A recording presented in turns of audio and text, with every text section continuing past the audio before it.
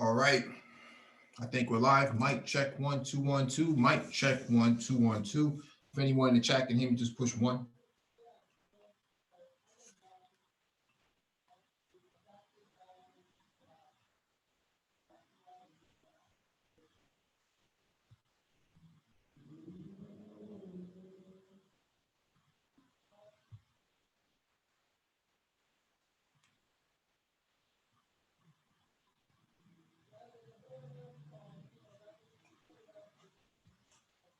All right, I got a confirmation from the chat. Thank you for the confirmation.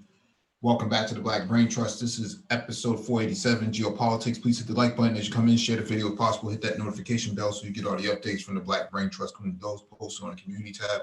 Docket and screenshot the video for you to follow along with. If you want to engage in a discussion, there'll be a link in the chat for you to click on. When you click on the link, make sure you raise your hand so that one of us can acknowledge you and advance you to the panel.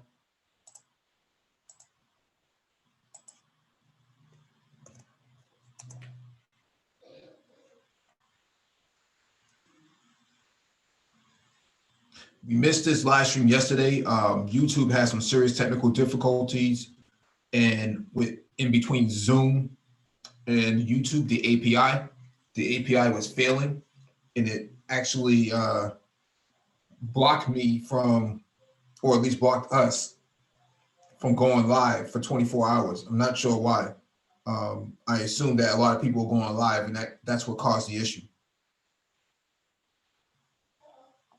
So we're making it up for yesterday, and then we'll probably have a Black Blockchain talk tonight as well, right after this. So,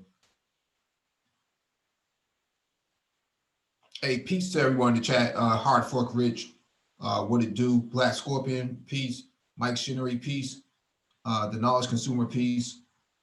The Green Machine, peace and prosperity to you as well. So thank you. All right, let's get into this.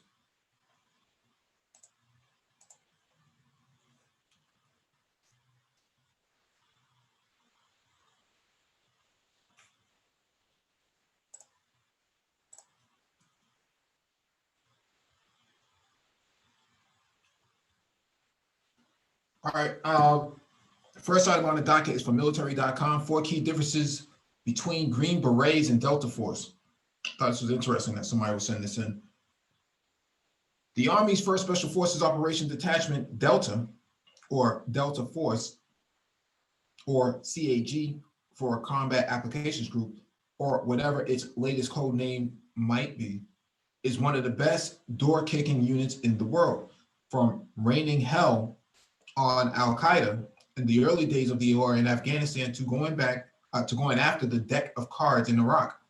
The super secretive counterterrorism unit knows how to dispatch America's top targets. But during the wars after 9/11, Delta's brethren in the Army Special Forces were tasked with many similar missions, going after top targets and kicking in a few doors themselves. And Delta has a lot of former Special Forces soldiers in its ranks. So their cultures became even more closely aligned.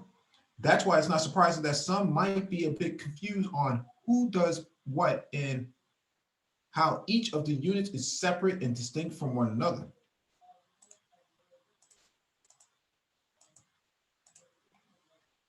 In fact, as America's involvement in Iraq started to wind down, the new commander of the Army Special Warfare Center in school, the place where all Special Forces soldiers are trained, made it a point to draw the distinction between his former teammates in Delta and the warriors of the Green Berets. I hate analogies like the pointy end of the spear, said the school chief, Major General Bennett Socialik.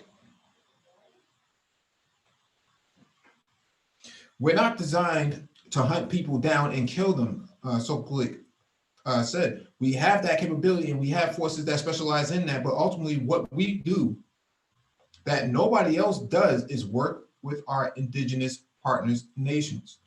So in case you were among the confused, Here are the 4 key differences between Delta and Special Forces. Number 1, Delta, the modern media market, with the modern media market, blogs, 24 hours news cycles, and social media streams where everyone's an expert, it's tough to keep a secret these days, and particularly after 9/11 with the insatiable appetite for news and information on the war against Al-Qaeda, it was going to be hard to keep Delta Force from becoming a household name.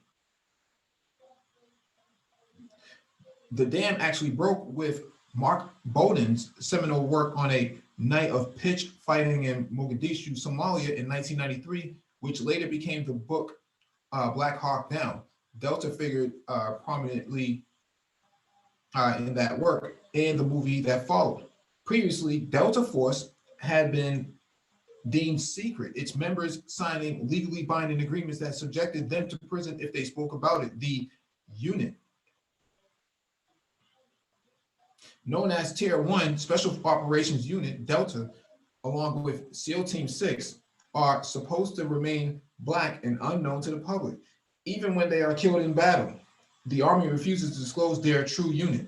Special Forces, on the other hand, are considered Tier 2 or white SOF, with many missions that are known to the public and even encourage media coverage. Sure, the Green Berets often operate in secret, but unlike Delta, their existence isn't one. Number 2, building guerrilla armies. This is where Special Forces differs from every other unit in the US military. When the Green Berets were established in the 1950s, Army leaders recognized that the fight against Soviet communism would involve counterinsurgency and guerrilla warfare fought in the shadows rather than armored divisions rolling across the Fulda Gap. So the Army Special Forces, later known as Green Beret, were created with the primary mission of what would later be called unconventional warfare, the covert assistance of foreign resistance forces in subversion of local governments. Unconventional warfare missions allow U.S. Army soldiers to enter a country covertly and build relationships with local militia. The Army says operatives train the militia in a variety of tactics, including subversion, sabotage, intelligence collection, and unconventional assisted recovery, which can be employed against enemy threats.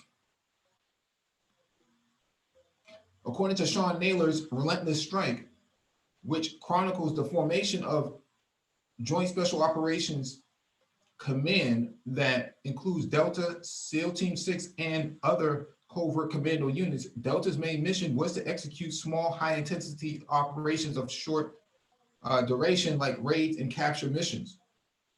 While Delta operators surely know how to advise and work with foreign guerrilla groups, they did during the operations in Tora Bora in Afghanistan, that's not their main function like it is for the Green Berets. Number 3, assessment and selection.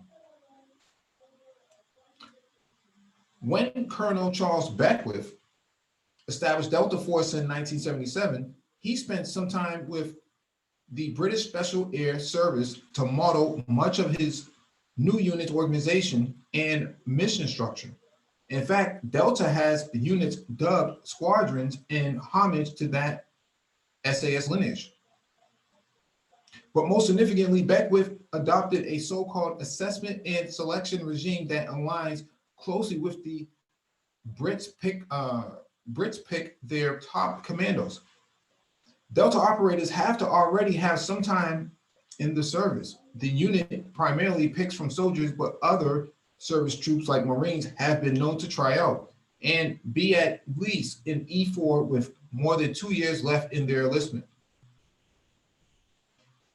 From what former operators have written, the selection is a brutal, mind-bending hike through nowadays the West Virginia mountains, where candidates are given vague instructions, miles of rock humps, and psychological examinations to see if they can be trusted to work with the most extreme environments alone or in small teams under great risk of capture or death. Special forces, on the other hand, have fairly standards physical selection. That doesn't mean it's easy. And training dubbed the Q course that culminates in a major guerrilla war game called Robin Sage. The point of Robin Sage is to put the wannabe Green Berets through a simulated unconventional warfare scenario to see how they could adopt or adapt to a constantly changing environment and still keep their mission on track. Number 4, size matters.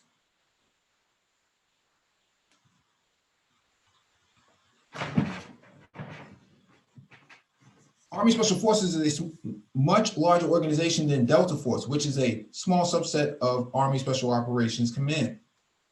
The Green Berets are divided up into 5 active duty and 2 National Guard groups, comprised of multiple battalions of small Special Forces soldiers divided into Special Operational Detachments, typically dubbed ODAs.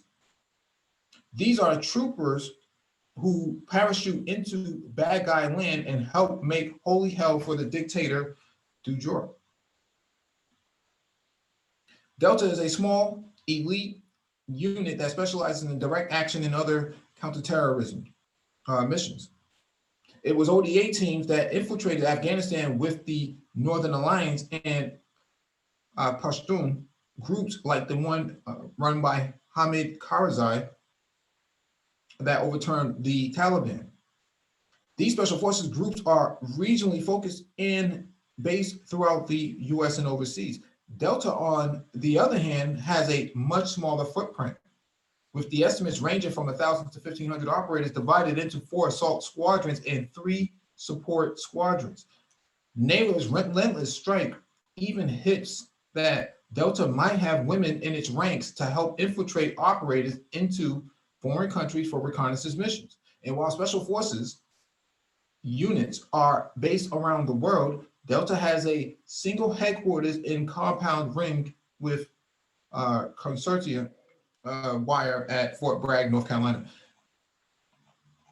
I kind of knew a lot of this stuff because in cybersecurity, most of my leadership had come from the military in these sort of domains. So I was pretty aware of some of the differences, but I didn't realize what their roles were on the battlefield. We got Nagone 11 on the panel.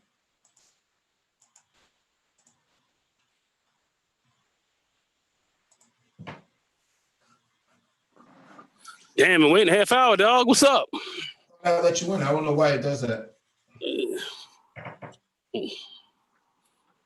What's going on? Hey, man, going right. You talking about Delta Force and all that? Yeah, they play a big role, man, for everything from Iraq straight up to Pablo Escobar and the operations in Medellin back in the 90s. So yeah, yeah, just go ahead. I was going to chime in, but go ahead, Mike. Go ahead, finish up. The article's finished, but yeah, it's very interesting. You know, I think that we can probably learn a lot from how the U.S. military structures their groups. If we were to organize as a collective, you know, it makes you wonder. You know, the what do you call them? The Nation of Islam, the Fruit of Islam. You know, I think they're very much structured after the military itself. Yeah, it was. That's also what brought about a lot of fear of the organization. Even though they weren't carrying weapons, they knew if you had a military mindset, at some point in time, if you had to get weaponized, they could. That brought a lot of fear to the mayonnaise. Well, they're pretty good at hand-to-hand combat too. That's their thing. That's what they say. Hey, this is what we do. We're unarmed. But you have to understand, mayonnaise. They're thinking, yeah, they're going hand in hand now. But when we want to break live, then they'll start getting guns. Then it's it's a new day. And so that's how they're figuring it. Yeah, I actually heard somebody tell me that. So All right, let me get to the next item on the docket. Is from the CNBC.com. Elon Musk tells a room full of Air Force pilots the fighter jet era has passed. Expand this out. Tesla and SpaceX CEO Elon Musk predicted Friday that the future of war would be carried out by autonomous drones and not by legacy aircraft. The fighter jet era has passed, Musk said during a fireside chat with U.S. Air Force Lieutenant General John Thompson at the Air Warfare Symposium in Orlando, Florida. Drone warfare is where the future will be. It's not that I want the future to be, it's just this is what the future will be, he added. Musk also said that Lockheed Martin's F-35 jet, which is the Pentagon's most expensive weapon system, should have a competitor. The Joint Strike Fighter, there should be a competitor. That's a controversial subject, but I don't think it's good to have one provider, Musk said. He later elaborated on Twitter that the F-35 competitor should be a drone. The competitor should be a drone fighter plane that's remote controlled by a human, but with the maneuvers augmented by autonomy. The F-35 would have no chance against it, he wrote. Throughout his discussion with Thompson, Musk warned that the United States was at risk of falling behind other nations if it did not prioritize innovation. This is not something that was a risk in times past, but is now a risk, Musk said. I have zero doubt that if the United States doesn't seek innovation in space, it will be second in space. Musk also predicted that the Chinese economy will eventually surpass the United States by at least twofold. A thing that will feel pretty strange is that the Chinese economy is probably going to be at least twice as big as the United States economy, maybe 3 times, Musk said. The foundation of war is economics, Musk said. If you have half the resources of the counterparty, then you better be real innovative. If you're not innovative, you're going to lose. So I don't disagree with this. I don't disagree with Elon. I think he's onto something. And what has happened with the United States is that these sort of military industrial complex has plagued their ability to become really innovative. Most of what they're doing is can be replicated by anybody else. And his point about a drone with the same characteristics of an F-35 flown by a human in autonomy in warfare, he's right about that. The Russians have been working on something called the Sukhoi 60 something. I forget the actual model designation, but basically it's a 6th generation fighter jet that's almost finished. They're predicting that it'll be finished by 2032.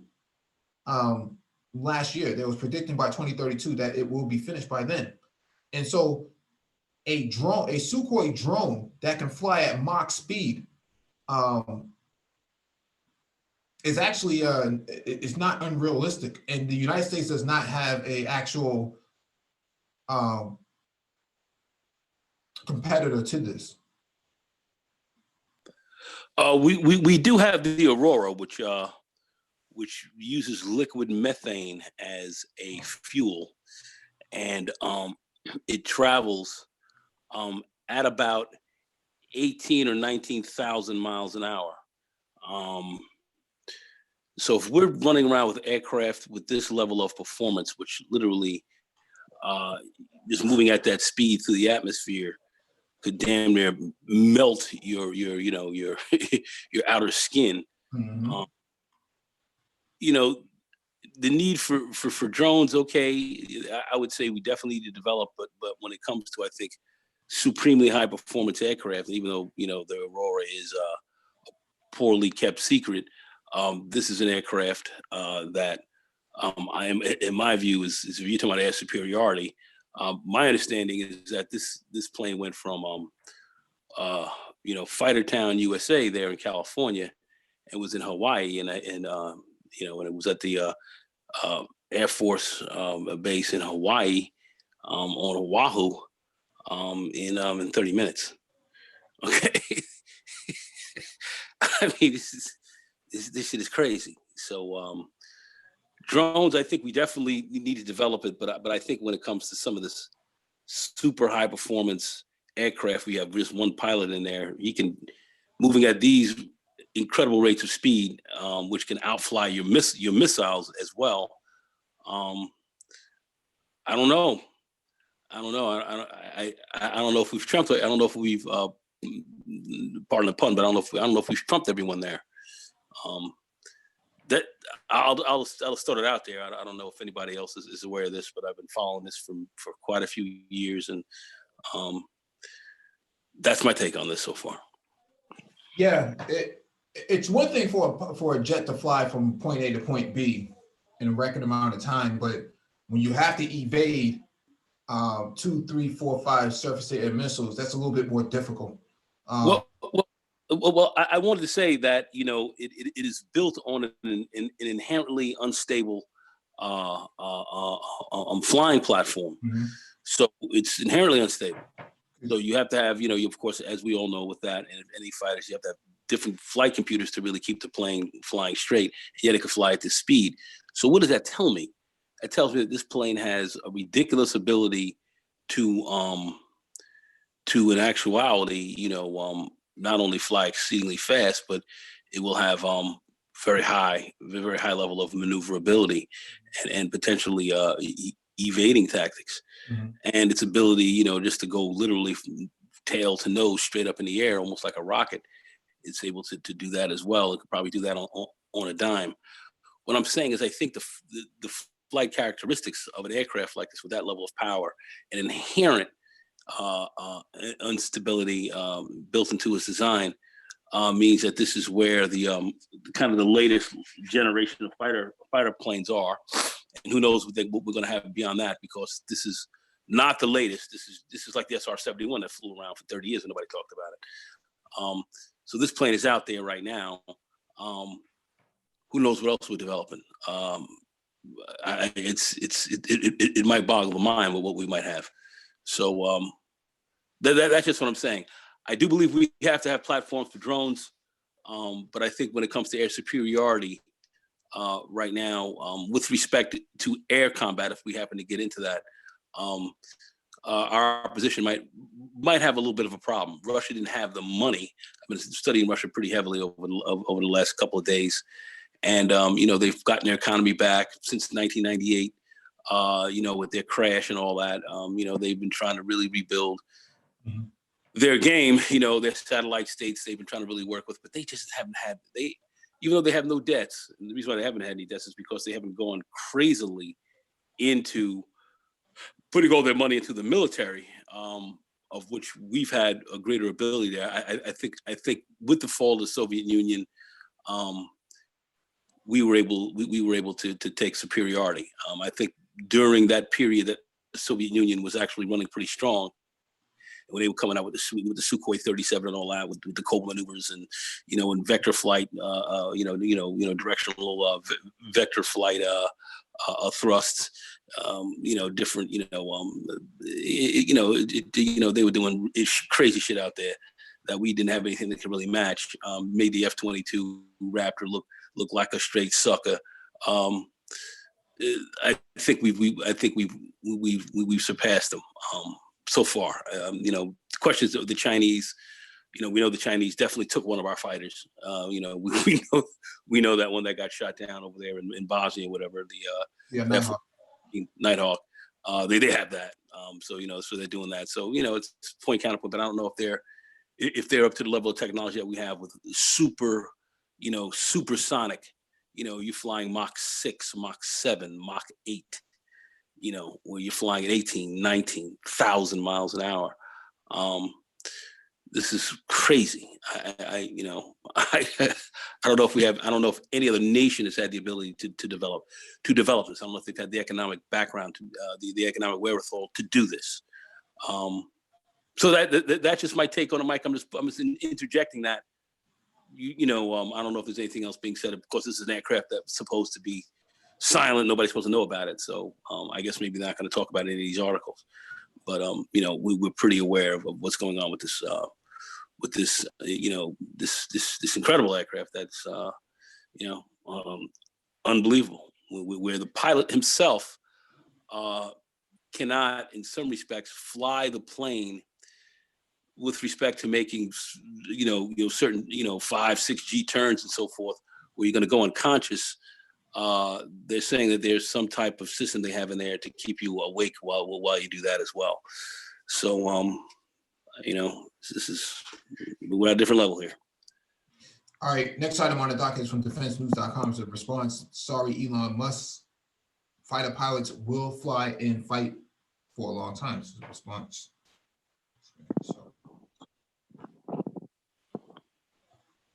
In a room packed full of U.S. Air Force personnel this past week, SpaceX founder Elon Musk issued a bold pronouncement. The fighter jet era has passed. Locally autonomous drone warfare is where it's at, where the future will be. The reaction in the room was immediate, a collective pause. News headlines around the world highlighted this pronouncement and online debates erupted. While Musk certainly succeeded in being provocative, his forecast is less than accurate. Despite impressive gains in autonomous technology, manned fighter aircraft will continue to provide the underpinnings of the air superiority mission for decades into the future. To put it simply, fighter aviation is one of the most demanding professions in the world. Only a small percentage of individuals can successfully master years worth of training and graduate to an operational fighter squadron. Even then, it takes years of additional experience in a fighter cockpit to be competent. Nor does the quest stop there. The experienced fighter pilots having to train on a near daily basis to maintain their skills. The reason for this is simple. Qualified fighter pilots must be able to master highly aggressive three-dimensional maneuvering at rates exceeding twice the speed of sound in a highly dynamic battle space, operate highly sophisticated mission equipment, and face adversaries doing everything in their power to kill them. Success means doing it all over the next day. Failure generally equals death or capture. Contrast that with the present state of artificial intelligence in a far simpler scenario. Musk's self-driving cars operate in two dimensions with predictable traffic laws and understood human behavior. At the end of 2019, 3 Tesla cars using their autopilot feature crashed. One ran a red light, and the collision resulted in the death of 2 people. Another hit a parked fire truck with fatal results. And the third hit a police car on the highway. This is not to minimize the accomplishments of self-driving technology. However, it is prudent to point out that the potential of near-term and mid-term autonomy should not be conflated with science fiction-like objects. It's far more productive to explore the real impact autonomy is having on military aviation. It excels where mission parameters are well understood, unknowns are minimized, and rules are followed. That is why the Air Force has been using autonomous reconnaissance aircraft like the RQ-4 Global Hawk to facilitate intelligence missions around the world. They follow a program mission track and return home safe with near certainty. Forms of autonomy are already resident in fighters like the F-22 and the F-35 to assist the pilot with a host of onboard functions. Autonomous aircraft will eventually join manned combat aircraft as mission partners, a concept referred to as man-unmanned teaming. Tests over the last few years have advanced key aspects of this promising technology. However, this is a far cry from autonomously executing a twisting, turning, knife-edge dogfight. I'm sorry, just give me 1 second.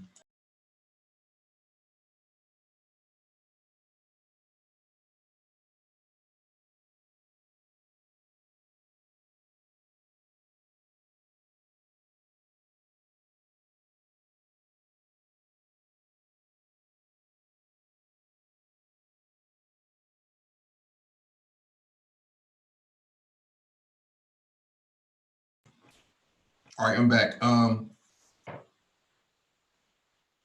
Autonomous aircraft will eventually join manned combat aircraft as mission partners, a concept referred to as man-unmanned teaming. Tests over the last few years have advanced key aspects of this promising technology. However, this is a far cry from autonomously executing a twisting, turning, knife-edge dogfight. Trusting an autonomous system to determine friend from foe and deploy lethal force without human approval is far from prudent. It is important to recognize that drones, like the MQ-1 Predator and MQ-9 Reaper, are remotely piloted, with humans handling the flying and weapons employment. They are not Terminator-like killing robots. In considering this issue, it is crucial to understand that air superiority, the mission that fighter aircraft execute, is literally one of the most important combat capabilities a nation can possess. Britain's Royal Air Force fighter pilots literally saved their nation during the 1940 Battle of Britain. Conversely, a nation that cannot defend its skies against enemy attack cannot survive. Consider Germany in 1945 or Iraq in 1991. Nor are ships at sea, soldiers on the ground, space and cyber facilities, or support aircraft able to last without fighter protection. That is why Musk's statement elicited a reaction of disbelief from the Air Force audience. These are men and women who put everything on the line to secure the sky. They know the technological art of the possible. While autonomy is smart to pursue, it has far to go before it can fly and fight against a skilled adversary. Parking a car autonomously is not something to extrapolate into things that are critical to the defense of a nation. The reality is that America's current fighter fleet is obsolete. The average age of the Air Force fighter inventory is over a quarter of a century.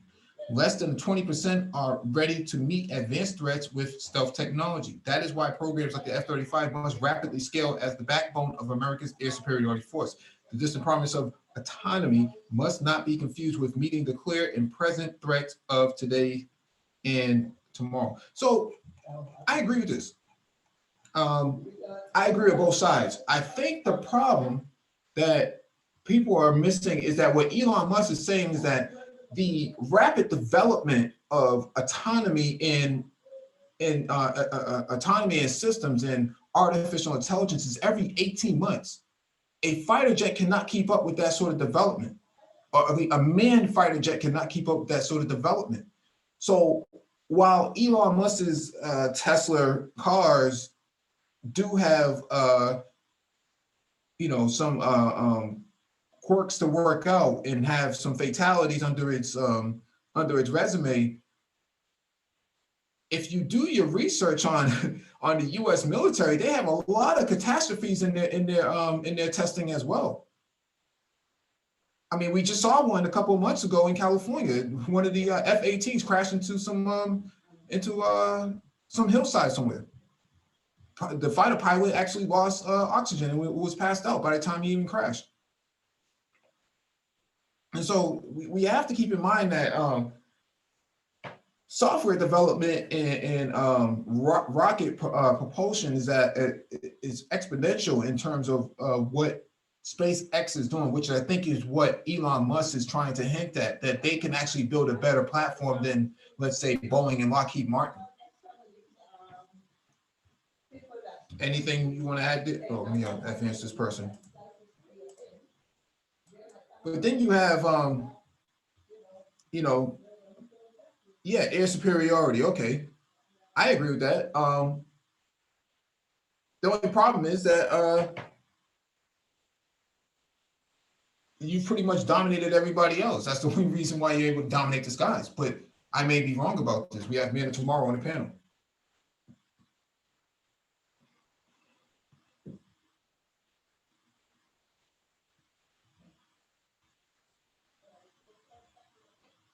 MOT, can you hear me? Yeah, Michael, did you advance him? Did you advance him up? Yeah, he's here. Yeah, I don't know why it does this. Yeah, this thing's Zoom getting a little glitchy here.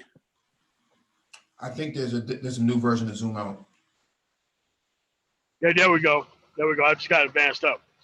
Okay. What's going on, man? What's going on, fam? What's going on, MOT? What's going on, man? Chilling. You, baby? Chilling out. I don't know how much you've heard. Well, I mean, I'm telling you, man, unfortunately, man, you still got fighter pilots in their 70s still flying these damn planes, man. No way. You're Yes. shit. Yes. Wow. I thought the Russians were bad. No. What it is, you got these people at these Air National Guard bases, and they activate those pilots. So they like never retire. Wow. Yeah. I think he's right about that. I actually think he's right about that. I was listening to something very, very interesting. They were talking about when the Soviets went in. Well, not Soviets, but Russia went into Georgia and had their quick conflict there. They felt as though they didn't have the proper. The equipment was antiquated. And they had to bring in kind of people on the air side. They had to bring in some kind of retired pilots to kind of get in on that. That was years ago. So that's how far behind these guys were. How they let things kind of not develop militarily for Russia. And so the old pilots who were not flying anymore had to come out of retirement to start flying for them. And so I think that's just what they do. But I know that was going on in the Georgia conflict. So MOT. I think you're dead. I think you're dead ass on that. Yeah, it's sad, man. I mean, you seen it during the Gulf War too. Same shit. A lot of those people didn't retire. Oh yeah. A lot of those people didn't retire. They activated all those people, and what they did is they went from retired to like active duty to like active reserve, which is worse than active duty because somebody has to die for it in order for you to move up. So, and if that's all you've been doing for a while, and you really had no meaningful work, you just go back to doing that stuff. Yeah, I think Elon has a point though, that the technological life cycle for autonomous systems is much faster than that of manned aircraft. So I'm not sure why anybody would give pushback to what he's saying. He's actually right about that. Tesla went from. But here's the thing. But you're talking about creating an aircraft which has like a 8 to 10 year window, and that software that has to be developed like that. But you can have just mainly software development upgrades every couple of months with the same equipment, and it's just as upgraded as an 8-9 year fighter plane out there. Right. You can't keep up. If you're in the defense industry, you can't keep up with something like that. Because by the time it comes onto the market, it's already obsolete. Yeah, that's the problem that the Navy has. The Navy builds these big aircraft carriers 10 years, into the future, and that Windows XP software, this shit is obsolete, man. We're already on Windows 7, Windows 8. It's too late. I mean, you have a floating skyscraper parking lot. Like, come on, man. Nuclear powered. It's like, dude, a lot of this technology just isn't needed. Yeah. Kind of like in Afghanistan. That's not a place where you could be driving tanks around. It just isn't. Yeah. Nope. You're doing a lot of mountain fighting. You're dealing with that. So a lot of what you have doesn't even work. You can't utilize it. A lot of our equipment and stuff that we use in the military, we're still on like a World War II platform. We're still on that. The third generation. The game. You didn't even change the ship to Vietnam. We got our ass handed to them. Why? The terrain was different. Couldn't use any of that shit. The terrain was different. These guys were walking around wearing sandals and using bikes, and they were able to beat us. Fucking sandals and bikes, bro. Right. Bicycles, dude. And sandals, bikes, and handguns. Handguns. Handguns that work. Booby traps. M16 A1s that didn't work. Yeah. And that moisture, and that water, shit's finished. rushed it up, rushed it shut. It sure did, and they had that Kalashnikov that you could put that shit underwater for about 3 weeks or a year, pull it out, Yeah. clean out the barrel, and start and get your blicky kicking. That's how that Pour goes. out the barrel, So and you ready, and you back in action. Clean out the barrel, clean it off, and you're back to business. So no, Elon Musk is right on the money with it. He can build aircraft. He can build a rocket that can go and land on its own. That thing has artificial intelligence in it. I don't think people really understand what he's trying to say here. That we can build a rocket that can go out of space, come back down, and land completely in 99% accurate location that it's supposed to land at. And you're telling me that the manned aircraft is still going to rule the skies? No way. No, way. It's going to rule the skies what people going to vote for. Right. Because if you take that stuff down, there's a lot of people in rural America who's not going to be able to work. There's a lot of waste that goes on. That's the bottom line. We put a lot of money into these pilot training programs and all that. This is a big part. It's a big part of the military business. Mm-hmm. My roommate from college, he was an air nav. And then he became, then he went into pilot training as well, and then he ended up retiring from the military as a lieutenant colonel. So, all my friends who are in the military, these are high ranking boys. So that's a big part of its business. So that's why I say we're not going to see a lot of that go on. We're going to have aircraft, crazy aircraft that are going to have some pilots in it, but I definitely see where we're going to have a lot of drones and a lot of other stuff for kind of low intensity stuff that we're going to have out there as well, because that's where things are definitely going. They control the drones from the United States. They're flying them over there again. Like, dude, that's just the beginning. Yeah. That's the beginning. Yeah. It's not a matter of time before the police get this drone technology and start patrolling some of these neighborhoods and dropping tickets on people. Well, that's what people are fighting against. People are fighting against police having drones.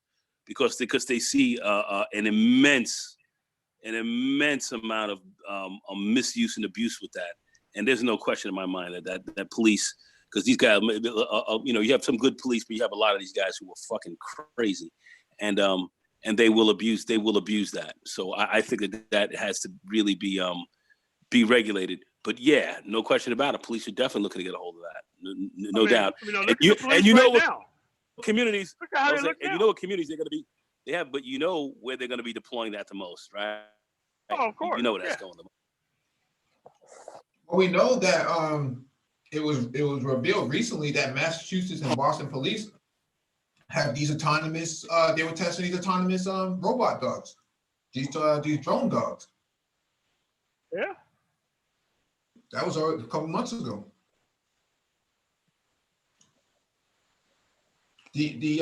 Society is moving into a technocratic sort of approach to dealing with this, and the deep state is not ready to really. They don't know how to respond to it. A rocket or a UAV that can fly on its own and land itself. The U.S. military has nothing in response to something like that. China's using drones in law enforcement right now. Yeah, they have drones that have the cameras on it that can do face recognition.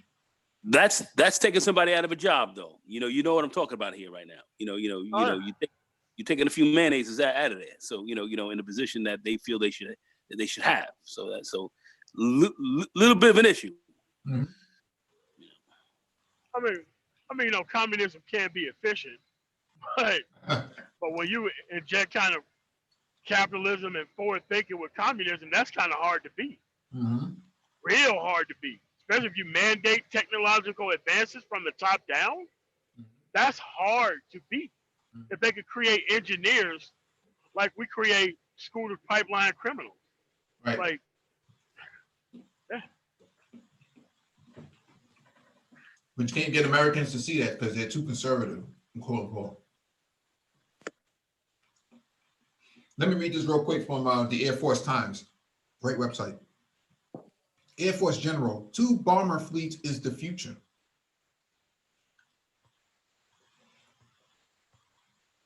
The future of the Air Force's bomber fleet will be the B-21 Raider, now under development in a heavily modified version of the Cold War era B-52 Stratofortress.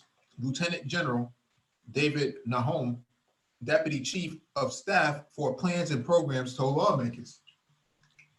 Nahom said getting to that two-bomber fleet is important as the Air Force shifts to a strategy focused on what the Pentagon calls great power competition, preparing for a conflict with a peer or near peer station such as China or Russia.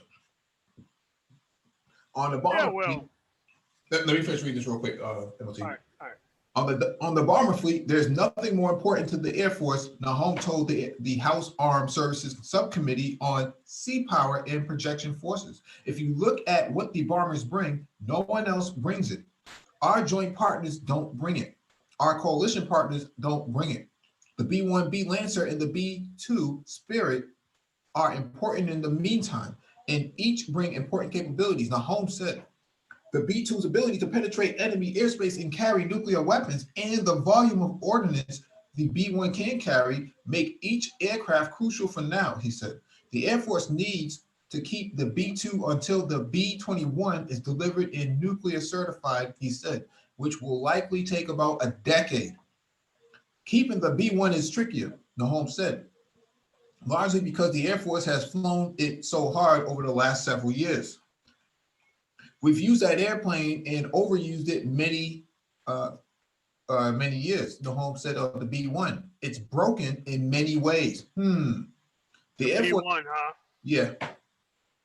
The Air Force reported a 51.75% mission capable rate for its 62 Lancers in 2018, but last August, General John Hyten, now Vice Chairman of the Joint Chiefs of Staff, told lawmakers that just 6 B-1 Lancers were fully mission capable, indicating that the fleet is in much worse shape than previously known. So, MOT, I know you're chomping at the bit. Go ahead. I mean, you when they say overuse, they actually mean that it's obsolete. It's doing missions and stuff that it's not meant to do. And yeah, I mean, the B-21 is nothing but an E767 with pretty much B-1 and B-2 capability. So it's a radar reconnaissance craft that can actually bomb people, which is great, but I don't think they could be able to carry tactical nukes in a plane like that. Unless they're like suitcase-based nukes, right? I mean, you can't put a smaller nuclear warhead on it. I mean, I believe that you can. Nukes can come pretty small today. I mean, they may not give the same payload as as like Little Boy and them were doing, but a small nuke can I don't know. Is there such thing as a small nuke, fellas? Yeah, it's called such thing as a small nuke. Yeah, it's called tactical nukes. That's what you look at Russia's arsenal. Russia has something called it starts with a K. They fired it into Syria a couple years ago for the first time, and it had accuracy. So they know that you can get them down to about 5 to 10 feet tall. Yeah, I mean, and you could easily, put that on the side of a, on a sidewinder of any, like a sidewinder on any. Extremely heavy, though, man. Those things are extremely heavy. Yeah. Oh yeah, they're gonna be heavy. Yeah. But the swing wing bombers, that we have, we can definitely load that up there and do work. But at the end of the day, I just hope we never have to use any. You have to understand like how the stuff drops. There's a difference between loading multiple, well, let's just call it cartridges, for lack of a better term, of multiple bombs, versus having something that's extremely heavy and only one can be in there and it's dropped. Okay. Like you can load stuff up on like a conveyor belt to where it could be dropped. You could have hundreds, but if you have one of those things, that's just one of those things that's going to be on that aircraft. It's going to weigh down that side of the aircraft and all kinds of other stuff. There's all type of aerodynamic issues that come with that. having something like that on board. Yeah, and when they do drop it, they don't they detonated about 1,500 to 2,000 feet above the area that they're going to hit. So, so you get a very wide spread of damage. But you're also hoping that it doesn't get intercepted. Yeah. Well, the name of the game is anybody who's out there in defending their lands have got to look to see if they can intercept something like that if it's coming into your airspace. But usually, by the time they drop that, they've pretty much already eliminated most of your air threats, and they're coming in here just to yeah. All your radar and all that kind of stuff. Yeah, that's the whole purpose of the S-400, right? The S-400, or at least the S-500 can hit a baseball in midair, or at least a softball in midair. That's pretty small, bro. That's pretty small. Hitting something like that, that's pretty damn small. Yeah. Let me read this next quote here. Rep. Mike Conway of Texas noted that the Air Force is talking about retiring relatively younger aircraft and keeping the much older B-52s, some of which might be flying until they are 100 years old. I don't know, MOT. Do you want to get on a 100-year-old plane in the combat mission? If it's a B-52, yeah. If it's a B-52, yeah. So B-52s are like the Peterbilts pre-2013. Oh my God, yeah. I mean, dude, you're actually going to have somebody go in and bring that thing down. That thing can take a lot of punishment that these new planes just can't take. They got too much software, too much all the kind of stuff. Yeah. They built them for that. They built them to be, you could really tear them out, and those planes could still move. So yeah, you're right about that. I just wouldn't want to be in any current day, battle, air combat type of situation in a P-51 Mustang. I wouldn't want to be in one of those. I mean, well, here's the difference. Here's the difference. The plane will still function. That doesn't mean they can't shoot through the plane like Swiss cheese and kill everybody on board and they end up crashing. Because it's not up armored like a Humvee or something like that. Yeah. It's just that the way the engines run, it takes a lot to bring that down. And the way the wings are, it takes a lot to break those off from the actual aircraft. Like, you can nick one of these new aircraft and they're unflyable, like a $35 million piece of so-called equipment, and it's finished. You nick. Yeah. That's but back then they built those aircraft to really take a lot. I think the only aircraft that really can, this wouldn't be a 100-year-old aircraft, though it is got a little age on it now. The battlefield, kind of almost ground aircraft, if you will, the A-10 Warthog, which fires those depleted uranium that gonna be there shell. They can take a lot of shit. That's designed to take a lot of shit. Not very fast, but yeah. No, that's it. They're not designed for that. They're designed to take your tank out. You can take a lot of you can hit some light anti-aircraft stuff. It can take the hull for the pilot is titanium lined, so the pilot's kind of protected, and there's a lot of shit going on with that. I mean, it's an evil aircraft. I mean, it's designed to tear you out the frame and knock tanks out. It's a son of a bitch, but it can take a lot. It's designed to do that. But I don't know, man. And Mike, would you jump in that P-51 right now, man? Mike, would you get in that? It's interesting you bring that to P-51. They actually have a Super Tucano.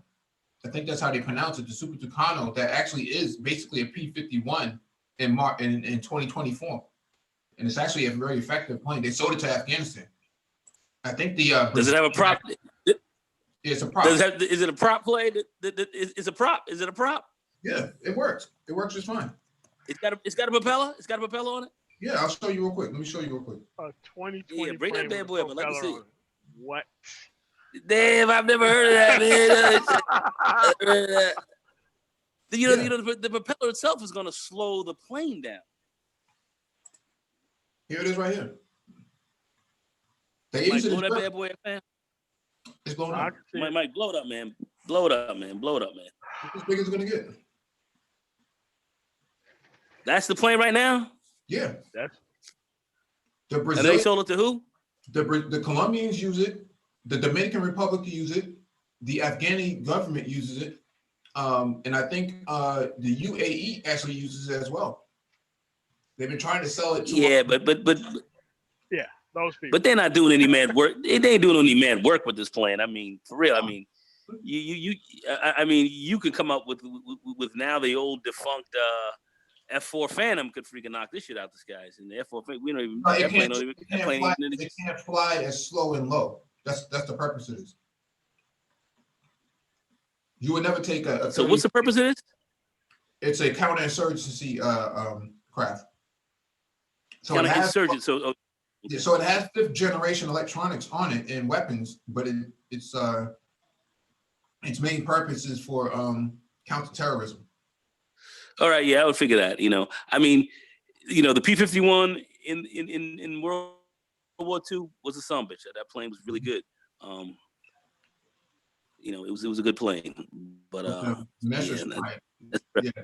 ME-262. Well, you're talking about until the Germans came out with that, with the ME, yeah. And next thing you know, when the P-51 saw it, they were scared to death. No propeller, you hear jet engine, the suckers flying past you damn near 100 miles out faster than you can go. Pretty scary. Yeah, but this is what they U.S. military actually has this. I don't know what they do with it, but they said they use it for counterinsurgency. So that's what it says right here in the caption. So your modern day P-51 is this same speed, same size, just modern electronics. I'm pretty much up on a lot of aircraft. I didn't even realize that we had that out there. That's good stuff, Mike. I didn't know. I didn't even know that was there. MOT, did you know that plane was in existence? I didn't know who used it. I just know the main stuff that we do that we don't really have that. I knew they created it, but I just didn't know why. I mean, dude, there's tons of stuff that they create, but you'll never see it. Yeah. Yeah. You're right. Yes, you're right about that. Yes. Mm-hmm. I mean, that's pretty much like a Honda Del Sol.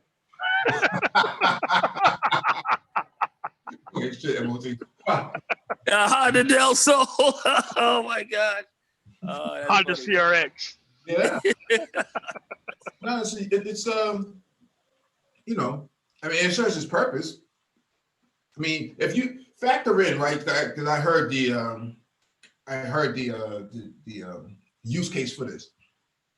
If you had to take a F-15, F-16, or any other jet fighter craft, you're talking about a $30 million craft that you have to use. That's high possibility that this thing may fail on you. 50-50 chance the thing may fail on you. The cost overrun is what they're looking at.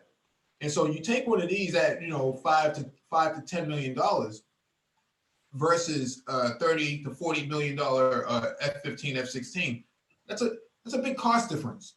They said the maintenance. They said you can get a toolkit from Craftsman and actually work on one of these. That's how easy the maintenance is on it. Yeah, hundreds of millions of dollars in research costs. So it's just And then to maintain the plane with parts and everything else like that you have to consistently the amount of hours that the plane runs, air hours runs, you have to replace a lot of. It's an expensive enterprise. It's a very expensive enterprise, and that means you have to be a fairly wealthy nation to upkeep those aircraft. So. Yeah, so it makes a lot of sense. It's logical. Like Elon Musk says, a lot of stuff can be obsolete pretty quickly. But I ain't trying to hear that shit. Fuck around, you come up missing, Mr. Elon Musk. Yeah, those B1s though, those B1s are obsolete. B1s. Yeah, broken in every way. Broken in every way. They only have six of them actually functional in the world. That's crazy. I mean, you really want to go to war with Russia or China or any other adversary with 6 of these things working? I mean, but look at how many people who are functional around here who would be one. Oh man. Oh, come on, MOT. All right. Oh Lord have mercy. Yeah, man, but I'm telling you, man, it's not that many. It's kind of like a stealth bomber. Mm-hmm. I mean, you know, those things are sitting in hangars like falling apart. Like, no, they're not even trying to put it back in the sky. Mm-hmm. They're not.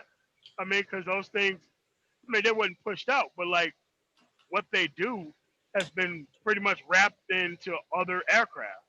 What they do is once an aircraft like that becomes like stationary, Mm-hmm. where they have to take them all down, what they do is they start moving other aircraft kind of into the spectrum of doing what it needs to do. And it turns out if other aircraft can do 2 or 3, like there's no reason to get rid of the F-15 and F-16. Mm-hmm. You know, they could just upgrade the schematics on that. This is why you up to like the F-16J, the F-16, the F-15 like Q. I mean, you know, it's not that high, but you know, I'm just being facetious. No, but it's long in the tooth. You're right. It's long in the tooth because the Russians have the same issue with the MiG-21. That thing lasted a long time. It's still a good ass plane too. Yeah. Yo. I mean, you know, they're still fucking around with the with the MiG-29, the Falcon, which was a great plane they had. It's a multi-role fighter. Yeah. Multi-role fighter, great plane, and the Foxbat. You know, even though we came up with the F-16 was the F-15 was supposed to be the Foxbat killer. They still fuck. Yeah. They're still, you know, they're still messing around with some of that stuff. So, you know, I mean, they made a lot of those planes, especially when the Soviet Union was in place, where they had the budget and the money to keep those planes. You know, to make a lot of them. But you know, they don't. You know, they're developing the new generation stuff, which is good. You know, which is good. But because the new generational stuff is pretty much multi-role. Yeah, absolutely. They're multi-role planes, and it's just that you know you're getting a whole bunch of stuff in the shell of something that's a B-52 almost.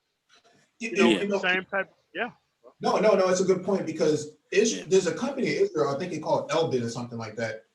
They actually took the MiG-21 not too long ago and they modernized it with 5th generation electronics. So you're talking about a plane that's probably 45 years old, retrofitted with all of these, digital computers on here. And they said they flew it, man. They said they kept up with the F-22, which was amazing.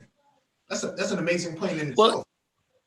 I'm going to say the F-22. I'm sorry, I've heard a lot of people, and I'm talking people who are in the industry. Yeah, no comment. Really, no comment. They don't like the plane. In fact, that was more of a political move because they had the F-23 that was that was an experimental plane that did not win the contract. That was more of a Delta Wing type of fighter. The YF-23 Alpha was a far superior plane. They just didn't win the contract. The we talking about 23, YF-23. Yeah. And you might still be able to find some. You might be able to find some video on it still. There might be some stuff around. I actually have an old VCR tape of it, but I never converted it. But they thought that was a far superior aircraft, and it lost out of politics. Politically it lost. But they said that shit kicked the Y. You know, when the YF-22, when he had the YF-23, when they were in their experimental phase. And who was going to win the contract. And and you had the YF-22. You had the plane literally take off sometimes and literally hit the ground, wings slapping the ground and shit. I mean, this shit was all fucked up. I mean, I don't even know how this shit won it. So, I understand that the inside game was played, but that YF-20, the F-22, not that great of a fighter. I believe that the Sukhoi 39 and 37 and those, I think they waxed that ass with proper flight vectoring, vector thrust technology. These planes could do Cobra maneuvers and fly sideways and spin in circles and all that kind of shit. That shit shits on the fucking it shits on the 22. I mean, 22's not that great. As much as I could say, it was a step backwards for politics. Yeah, it was politics. I remember the whole incident. People, and you had pilots who got in there who said, "This shit is a goblin, bro. It's a goblin." Dudes were tight. I mean, I'm talking about pilot, real fighter pilots. These guys, they were tight. They were like, they were kicking people out and decommissioning officers because of their opinion on the damn aircraft. It, That's how yo, bad man, it was. these guys were like, get me out of this piece of shit and put me back in the in the F-15 Super Eagle. I'll fuck with that. I think I can wax. I think the Super Eagle can wax this ass with the right pilot behind. Fuck that. Mhm. I mean, that's how they were looking at the 22s, man. So I'll say it straight out because we can say it, but there are those who will come down to opinions, but those in the industry did not feel like this was America's best effort, and the best effort was scrapped. For One of the first times ever. Not the only time, but one of the first times. No, not the only time. It's happened before, but that definitely, the YF-23 waxed that ass, and it was a slightly different looking like plane, but it was a butter. It looked a little like the YF-22, but the performance characteristics and how it handled was a lot better. It was a much better plane, not only on the top speed end, but a much better dogfighter. You could dogfight with that plane successfully. But it's in the YF-22, fast, but it's not that great of a dogfighter. In fact, it's a dog. It's a dog. Why didn't the F-21 get chosen MOT? I don't know too much about the F-21. I just know about the ones when I were in. Yeah. The decisions that being made around when I was in. So Yeah. I don't know anything about the F-21. What's your overall favorite fighter? Me, this is the YF-23 Alpha. Oh yeah. Yeah. It's not select though. Yeah. Yeah, you're right. It doesn't have enough masculine energy.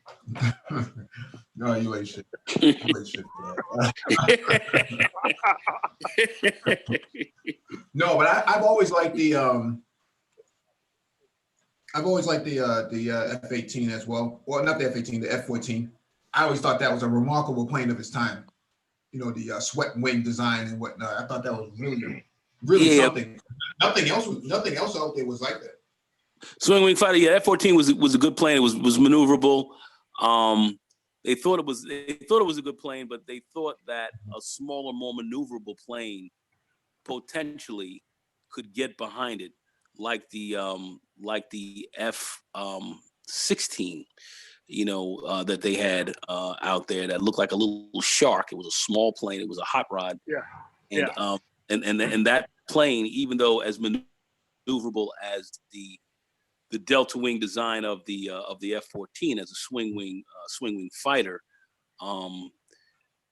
that that little Hornet could get behind it if we with the right pilot. It could get behind it, and that's the name of the game. You don't want to get, and it could fly, and it could actually, dogfight decently at a low speed. That's where the F-14 had a lot of advantage at a very low rate of speed, and in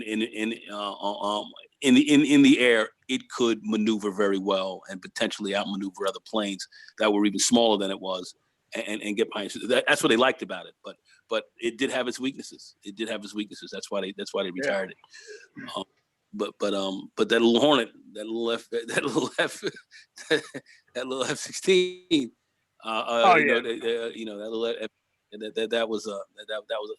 that was a hot plane. See, I remember I used to go in college, since my roommate was going. He was in the Air Force, and I used to always go to a lot of the not only to the shows with him, but he had a few classes where they would have these aircraft being highlighted, during some of these classrooms.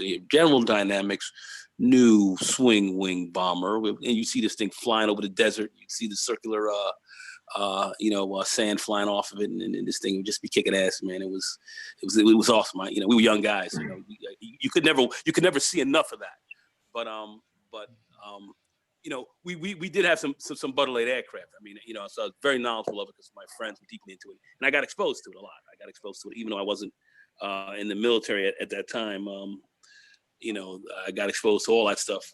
The advantage of having a roommate who's in that. So we had a lot of fun looking at this stuff. But yeah, those aircraft were great. The F-15, the F-16, great aircraft. I would say myself, if I want to fly a plane and really get in there, that little hot rod would be that little F-16 Hornet, man.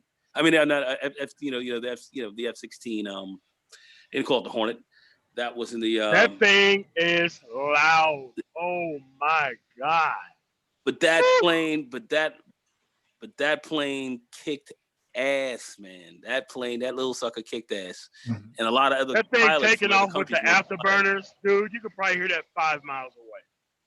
Easy. That thing would go supersonic on you. It was a light plane, Oh yeah. single seat jet fighter, and a exceedingly dangerous, I thought.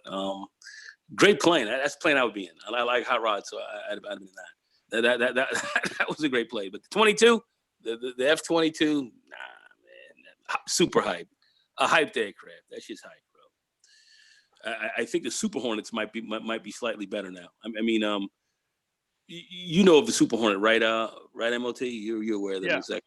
Yeah, because they have the regular Hornet and the Super Hornets, and which have a little more speed, and so forth. Super Hornet wasn't bad. I liked it. I mean, it's too easy to say any type of variant of F-15 multi-role. It's too easy to say that because there's too many of them and they're all pretty good. But I mean, man, that YF-23 out, man. That was the shit. That was the shit. That was the shit right there. Politics got it. That's what I said. YF-23. They never really came back. They never really came back. Nah, they didn't. No, they didn't. I think they got like one scrapped, like cannibalized, like hull laying somewhere in one of these hangars somewhere. That I saw recently, a few years back. They were still talking about it, but it was it was a great plane.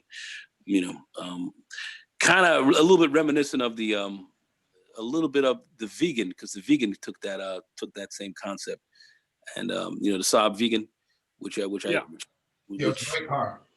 Huh? It's a great car. Great car. Scania and all that, but the Vegan is its platform is similar to what the YF-23 is, and that's a pretty good plane as well. So anyway.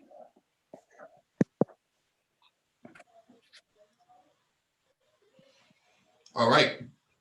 Next item on my docket from AlJazeera.com. White nationalist groups surge as they move online. Report. Number of white nationalist groups in the U.S. increased in 2019, while overall number of hate groups declines. SPLC. So, coronavirus got them linking up online, huh? Yeah. A new report on hate groups. Let me finish this real quick. A new group on hate groups in the United States detailed an increase in the number of white nationalist groups, even as the overall number of hate groups declined slightly in 2019. The Southern Poverty Law Center, SPLC, report titled Year in Hate and Extremism documents 155 active white nationalist hate groups, a 55% increase in such groups over 2018. Overall, the number of hate groups fell to 940 in 2019, down from a record high of 1,020 in 2018. Over half of this decline was due to the drop in the number of neo-Nazi groups, as two main factors collapsed, the SPLC said. Lucia Brooks, SPLC spokesperson, said in a press call on Wednesday that the drop was a marginal decline as surging white nationalist movements continued as a rising threat to our democracy. The SPLC is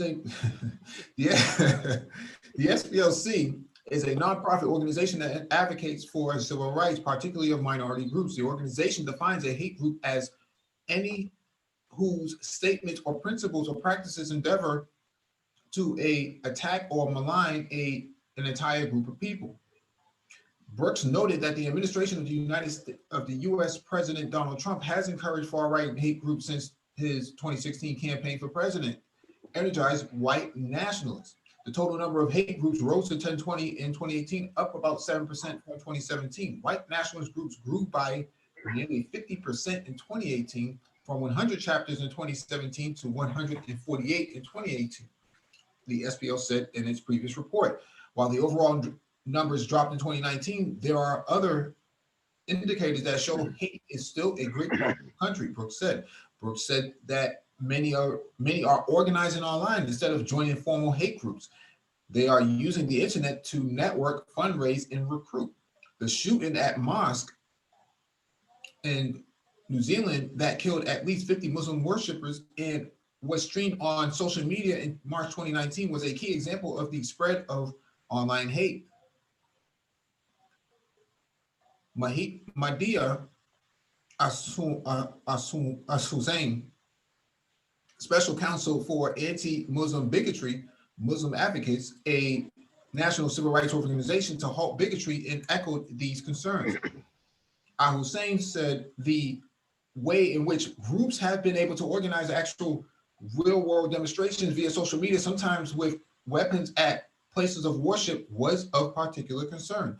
White nationalist groups were not the only grouping to see an increase. The report detailed an 18% increase in anti-immigrant groups. While much of anti-immigrant rhetoric is aimed at people of color, the SPLC distinctly categorizes anti-immigrant and white nationalist groups. Many anti-immigrant groups stop short of espousing white supremacist or white nationalist ideology. Still, the Trump administration has encouraged these groups through its white nationalist immigration policies, according to Erica Pihino, litigation and policy director of Electoral, a social justice legal assistance group that serves deportees and others. The government itself has used hate language when referring to non-white immigrants and has made sweeping changes to the law to restrict non-white immigrants' immigration to the U.S. These include measures to block low-income migration policy that keep asylum seekers in Mexico, among other constrained U.S. law, and does not provide humane conditions for migration. So I think this is I'm not going to go into all the rest of it because it has a lot of alphabet stuff at the bottom. But yeah, coronavirus got them linking up online now. They got a lot of time, man. Oh yeah, and plus they're unemployed too. Most of them, at least. Yes. None of them got their stuff back from like the coal jobs and all that kind of stuff. Mm-hmm. They look at everybody else and they refuse to retrain. I think it's great that the hate groups are on the rise. They live out in the middle of nowhere. They encourage other people to be non-conformists, just like themselves, and they just get washed away by everybody else who's progressive. I think this is a good move. Well, I myself, so long as they're not doing terrorist attack. I myself don't think it's a good move because they're infiltrating a lot of other institutions that a lot of us should be very concerned about. Mm-hmm. If one of the things that a lot of people are we can't have them in the government or police forces. Let me finish. They're in your police forces. They're on your judges. They're in the judges. They're in the judge box. They're some of them are your doctors and surgeons. These guys. You guys have to understand that this is not a movement that's just about poor white trash sucker lades. They are the ones who are running a lot of it, but you have a lot of others who really do, how would I say, feel feel in league with them, because many of these people do feel that they're losing their country because of their racial birth numbers and so forth. They're uptight about that. And if you think it's just a bunch of far right wing savages, just running around, and meth heads and low end criminals. Nah, man, you're gonna have to rethink that. And also with this coronavirus that's happened, and I was watching a program which I was disturbed about, where I saw this guy Johnny Liu. They called him, his name was Johnny Liu. That's this guy's name. He was a Chinese gun shop owner, and he said the sales of guns to Asians, he's selling to Asians, Chinese, because has gone up almost threefold, because of the quiet, racial animus towards the Chinese over the coronavirus. So they're saying that they created this. So now they're out here looking to literally attack Chinese people because they feel that they brought the coronavirus in here, and that's a growing problem. So and these people are awash in guns. They are awash in guns. Bombs as well, where they can, I'll just, you guys should watch this Unabomber actual thing on Netflix, which was a very interesting series that I saw a while back. last week or so, where you see this guy just sending out bombs and he hung out for years just doing this. But you have a lot of these people who are buying into this, and not all these people are ignorant, stupid individuals. Just like when I went in on Jared Taylor, and this is a Yale University guy. They're not alone. So I'm just saying, people, just keep your eyes on this. They are the existential threat in this country. Mm-hmm. Police, FBI, and all of them, they know this. They know it. And a lot of us are taking it lightly. I just don't feel that this is something that we should brush underneath the rug. I believe in having my guns. I believe in my guns. I believe y'all should believe in your guns and start getting licensed and start, getting some high-end, high caliber, heavy hitting, hardware and be prepared and go to the range once or twice a month at least, and have some decent groupings, and be prepared to kill anybody that's going to come into your purview to take you out. There are people out here who are definitely about taking you out. I mean, that's what's going on, and that's what they're reporting here. And I'm sorry to say it. We're a black channel. I'm a black man. I ain't fucking around. Come around me. Going sideways. We're gonna have to deal with you. And I'm not advocating violence or anything, because that's not anything that we should. But you have enemies here in this country that want to take you out. And all these shine bones and all that, say, they're brothers from another mother and all this stuff, and all these shine bones running around, they ain't feeling you either. So, guys got to understand where we're at in this. I just want to make that very, very, very clear. And with this panic and craziness going on, who knows what's going to drive people to do certain kind of things? Who knows? I just put this out there, not the fear factor, but just put it out there. Just people, let's be aware and start making some, and start preparing yourselves. Just make some preparations. Yeah, we don't advocate killing, but we advocate defending ourselves. So. Yeah. That's what I mean, Mike. You're right. I'm sorry. So I don't mean killing it, but I say if anyone tries to come to kill you, you have a right to do that. You have a right to defend yourself. And I think we should be prepared for self-defense, because you have a very strong group of very dangerous people out here. They're looking at the manosphere and trying to shut you down on all kind of bullcrap, because you're talking about some women, or some people feel you're criticizing women. But here, these guys are talking about straight up taking you out, and they're doing this with impunity, and they're organized. And a lot of us are not really aware of that, of which I think we should be a lot more aware of. And Mike, that's a great report that you bring that up.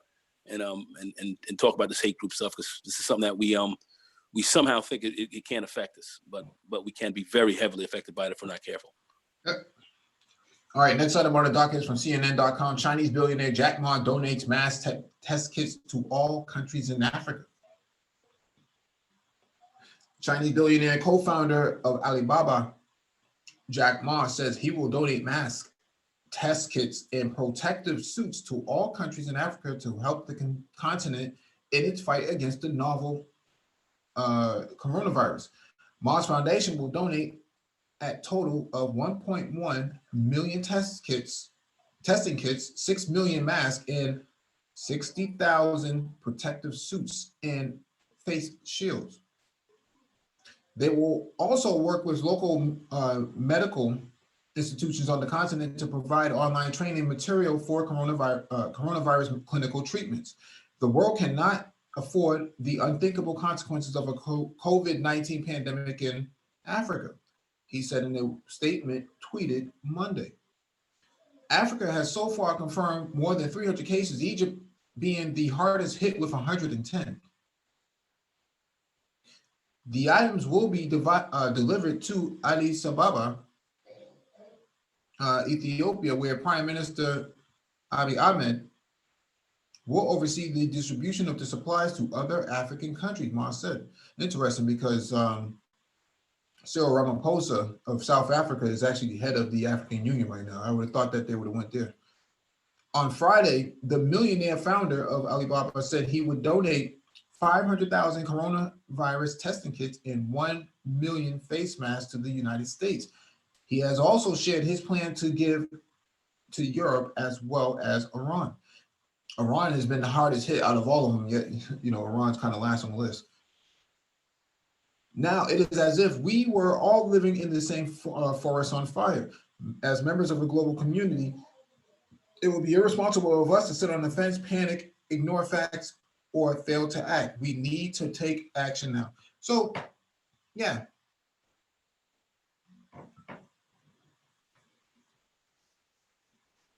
Yeah, so that's what's going on. Jack Ma putting in some good work, so to speak.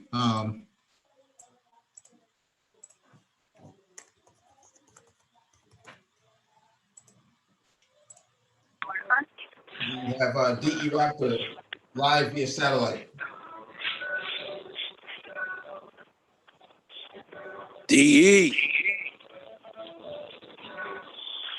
All right, he's still trying to get it together. You're on mute, DE, so unmute yourself when you're ready.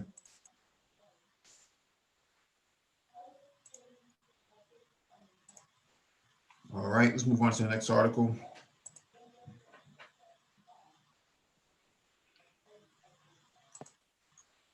Is MOT gone? MOT left? Yeah, it dropped off.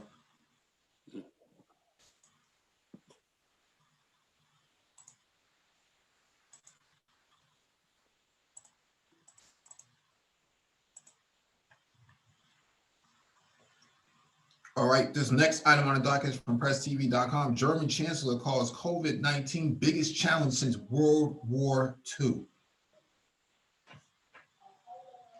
German Chancellor Angela Merkel says the fight against the COVID-19 pandemic is the biggest challenge the country has faced since the Second World War. The situation is serious. Take it seriously. Not since German reunification, not since the Second World War has our country faced a challenge that depends so much on our collective solidarity, Merkel said in a televised address on Wednesday. In her dramatic appeal, Merkel called on every single German citizen to heed sweeping confinement measures and play a part in slowing down the novel virus that has struck the entire world and triggered unprecedented peacetime lockdowns. I truly believe we can succeed in this task if all citizens truly understand their own tasks, she added. Merkel, who hails from Germany's former communist East, said she understood how hard it was to give up hard-fought rights like freedom of movement and travel. Such decisions were never taken lightly in a democracy, she said, and could be temporary, but they are necessary right now to save lives. Merkel's televised speech was particularly significant as she had never taken to the airways to address citizens directly outside of traditional New Year's greetings, despite having faced blows like the 2008 financial crisis, the 2015 refugee crisis, and the Brexit during her 15-year service. Merkel's historic speech echoed that of French President Emmanuel Macron, who in a somber address on Monday likened the outbreak to war after ordering almost the entire population to stay home for at least 2 weeks. Germany is among the countries worst hit by the coronavirus pandemic, with latest figures showing 12 deaths and 8,198 confirmed cases on Wednesday, a jump of 1,042 from the previous day. Federal and local governments have shut down schools, many businesses, and public spaces in recent days in increasingly desperate attempts to slow the spread of the virus. The country has, however, stopped short of ordering people to stay home, in contrast with the toughest restrictions introduced in France, Belgium, Italy, and Spain. Yet Germans have continued to go outside to enjoy the spring sunshine and socialize, even holding corona parties, as the authorities struggle to hammer home the message that people must have social contacts. That's what social media is for. The spread of the coronavirus has triggered panic upon buying across the world. And while European countries have restricted travel, British companies say supply chains importing fruit, vegetables, meat, and fish are so far still functioning.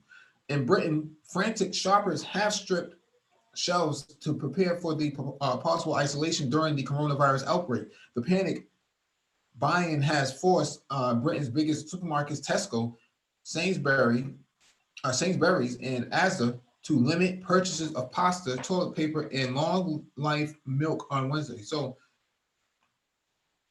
you know,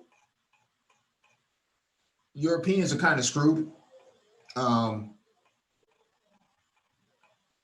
Mostly because they have such an aging population and they're so vulnerable. And so they leave themselves at the mercy of a population that's so vulnerable. DE Rap, do you have anything you want to add?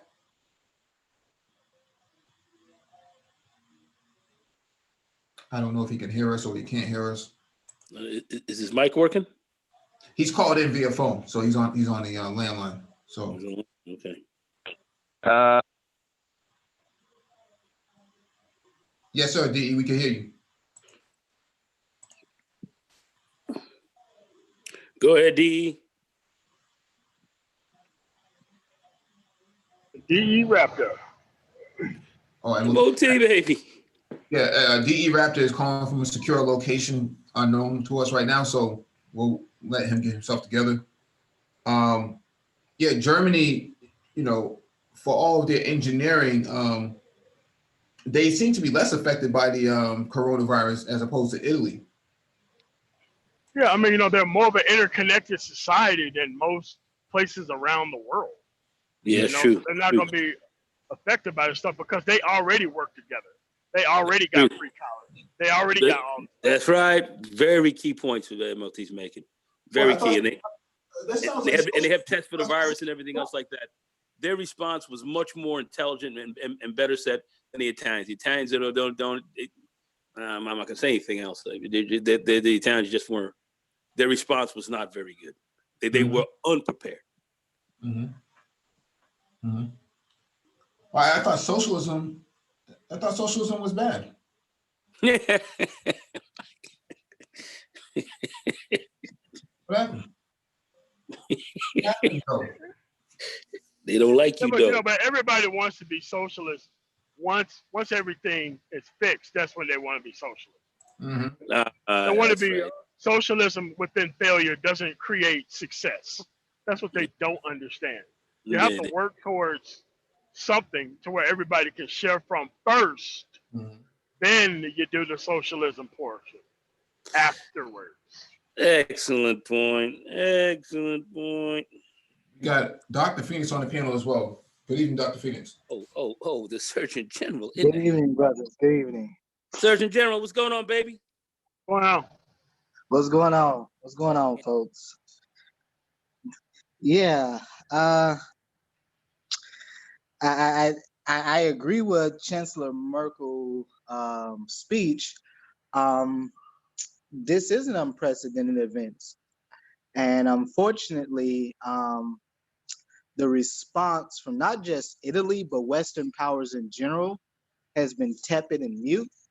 They've had at least 2 months to prepare for this pandemic. And the media has been 100% complicit in the under response from Western powers because for the longest period of time, they just labeled it as a Chinese problem. You know, this is just something going on in China and the rest of Asia. Now, the only nations that have been successful at clamping down and stemming the tide of new infections have been South Korea, Taiwan, Singapore, and now China, and for very specific reasons. One, they were very aggressive in quarantining, isolating people who were infected and identifying new infections. Secondly, through very aggressive testing means. That's all if you've been watching the media here in the U.S. for the past few days now, that's all they've been talking about. They can't get testing. There's these very stringent requirements from the CDC on who qualifies for testing. This is a major reason why every morning you get up, it's like the numbers are doubling. Because now what's happening in the U.S. is that if they do not put in some of the draconian measures that you've seen in South Korea and China and Singapore, some of these other Asian nations, is that right now the U.S. is on the same pathway as Italy. Because and see this is the thing. Dr. Phoenix, how can one explain how a presidential presidential administration shuts down the Office of Pandemics, and then we're supposed to have a good response as well? Well, The Office of Pandemics is shut down. not even just How do you that. explain that? Since this current administration has been in power, they cut the funding to the NIH by over $3 billion in the last 2-3 years. They cut funding by at least $1 billion to the CDC. Not to mention the fact that you currently got some idiots running the CDC right now. So I mean, this is the problem. You're dealing with an administration that has even denied the existence of science. I mean, you got a bunch of clowns running around talking this flat Earth theory crap, and so this is why you get this response where now people are seeing that their lives are being absolutely upended. You're having to deal with these draconian measures that have been put in place. If you didn't see what's going on right now in the last few days, if they didn't do that, I promise you the number of cases in this country right now would be sent over 100,000. And truth be told, you can take the total number of cases right now to be really frank, and I will multiply it by 100. My personal opinion here is that I personally believe there's at least between 250,000 to 500,000 people that are currently infected that we just don't know about. And that's why the numbers are keep doubling every day, because through testing, we're identifying people who are currently infected.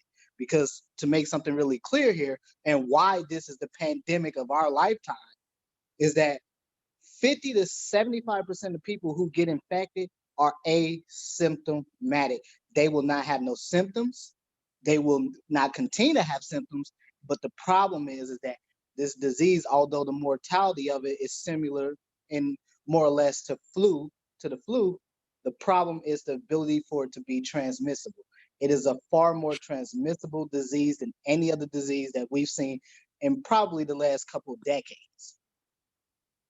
Well, and to me, it's an economic problem too, because they don't want to put forth the tests. The corporations don't want to put the tests out so everybody can have it and all that. I mean, it's really a terrible flaw in our medical system that we have, that this can exist. We have a very bad, even if we did have more people being knowledgeable about it, our medical system is not really geared to deal with this thing the right way. We really need to fundamentally change that. This thing needs to be fundamental. This is what happens when you have a healthcare system in a country that's as much as they claim that the U.S. is this capitalistic country, it really isn't. This is the problem where you have this hybrid system of socialism and capitalism, more like corporate socialism. And what happens is that there is no investment at base level prevention and public health surveillance. Excuse me, sorry. And public health surveillance. And so because of that, this is why the U.S. got caught flat-footed. Because you have no base level, plans or projections in place to help you deal at the local and at state and at federal levels how to deal with pandemics. They've known since the end of December that China could never contain the coronavirus. They've known that it was gonna go. Netflix got a great program on China long before the beginning of the new year. They knew that. They knew that China could not. I'm gonna say this. Netflix got a program on called Pandemics. I suggest people take a look at that. It's not a fear factor, but people should look at it. Dr. Phoenix, what you're saying is absolutely correct. We've known about this for a while. Chinese even spoke about it. They tried to hide the problem, and then they couldn't. And now they, here they are. I'm dealing with it in a very draconian way. Me and Man Tomorrow, me and MOT were talking about this the other day. We believe a lot of these people who had the flu or had this COVID in China, and they put them into these hospitals, they ain't coming out. They ain't coming out, man. I don't know what's gonna happen to them, but they ain't coming out. Well, they ain't coming out of there. there's a lot of reports coming out. Again, we talk about Italy, but we also don't talk about the other really hard-hit country, Iran. And some of the reports coming out there are suggesting that they have been building they've been digging mass grave sites. And certainly there were reports coming out China suggesting the same as well. Could be hype. That could be hype. I mean, there's a lot of hype that goes on around here right now. So I got to see it to believe it. But so there's a lot of hype. But what I'm getting at with that is that regardless of whether that is true or not, the problem is that the fundamental threat that this disease poses to us has been fundamentally understated, and the approach to it has been tepid at best. We weren't prepared for it, my man. And you say we don't have a system that's prepared to deal with this thing. Our system is not here to. If our system was set up differently, of which this is what Bernie and these other guys were talking about having a proper medical system to deal with this, we could easily handle this. But we're not set up. This is not even really. See, this is the problem. This is not even just really a medical problem. This is really a public health problem. Yeah. No doubt. The problem is before you even get to the healthcare setting where people now need to be treated for a disease. The problem is that there is no public health prevention and surveillance programs in place that are designed to fundamentally address potentially highly infectious diseases that can decimate world economies. And what this disease is showing is that it has the ability to not only decimate world economy, but it also highlights what America's priorities has been. You give hundreds of billions of dollars to defense, but you give trinkets to public health surveillance. And the reason why a disease like this can wreak havoc in the world population is because you have this concept called herd immunity, meaning that you introduce a particular pathogen to a group of people who have been vaccinated against said pathogen. That pathogen cannot proliferate through that population that has been inherently become immune to it because of vaccinations. And so what's happening now is that at best we will not get a vaccine in time to address the fundamental threat that this disease poses. So what the best thing that we can hope for right now is that you get enough people infected where herd immunity can take effect. I mean, the CDC is in Atlanta, and Atlanta is one of the fastest HIV growing demographics in the country. I don't understand how are these two things parallel to each other but not seen as such. You know what, brother? Since I came in this space, I've been talking about that corridor for that southeast section of the U.S., basically south from Atlanta on down, Atlanta on down into southern Florida, and about as far west as Texas. That little section of the U.S. is STI alley. That's where you're seeing your highest rates of STI. STI. I'm right as we speak right now. I'm in Louisiana, and later this week I'll be in Houston. But what I'm saying is that there's a fundamental problem that this disease has exposed, that this pandemic has exposed, which pertains to the priorities of this country, where there is no baseline protection for simple disease. We're talking about a virus that ideally is no more lethal than the flu, but is wreaking more havoc than the flu could ever could. Is it because the immune systems can't keep up, or they're not? It is something completely new. We've never seen this. We haven't seen it. New. The fear is out there as well. There's a lot of fear because we haven't seen it. So I've gone through the whole AIDS virus when that happened. I remember SARS. I remember all that stuff coming up. And this is another one where there's immense fear because of this infectious nature. So people are literally jumping out of windows over this. So well, now they're it could have been slowed down had we had and the fear, we could have tamped a lot of that down with a proper system, but we just don't have the system to handle it. I've heard the facts that out of 1 million people here in this country that we have, only five out of 1 million get tested. Shit is crazy. How was that? Yeah, and that's why every morning you all get up, you go to sleep, you get up the next morning, you look at the news, and the numbers are literally doubling every morning. Why? Because those are new people who are getting tested, who are being identified. So what does that really tell me? What should that really be telling people what's going on out here? There's a hell of a lot more people infected out here than are being tested. Look, I had a regular doctor's appointment here, you know, to get my heart checked and get, you know, just do the regular stuff. And you know, yesterday I'm figuring, okay, I'm gonna go in, you know, prepared to go in this morning, and bang zoom, I get a call. You know, well, actually it was yesterday. Yes, Mr. B. Yeah, okay, what's up? Yeah, nah, man, we out though. You know, we out though. You know, Hey, one of the your problems. appointment. Can you guys hear me? Your appointment for Yes, tomorrow. we can, We out brother. though. Go ahead, D. Rapid. We're going to do. D. Yeah, from my point of view, one of the problems I see is that the country is compromised not only in the healthcare system, but the people who produce the drugs. They produce drugs that actually make you sick. You know what I'm saying? Instead of improving your health, the drugs that we get give us they're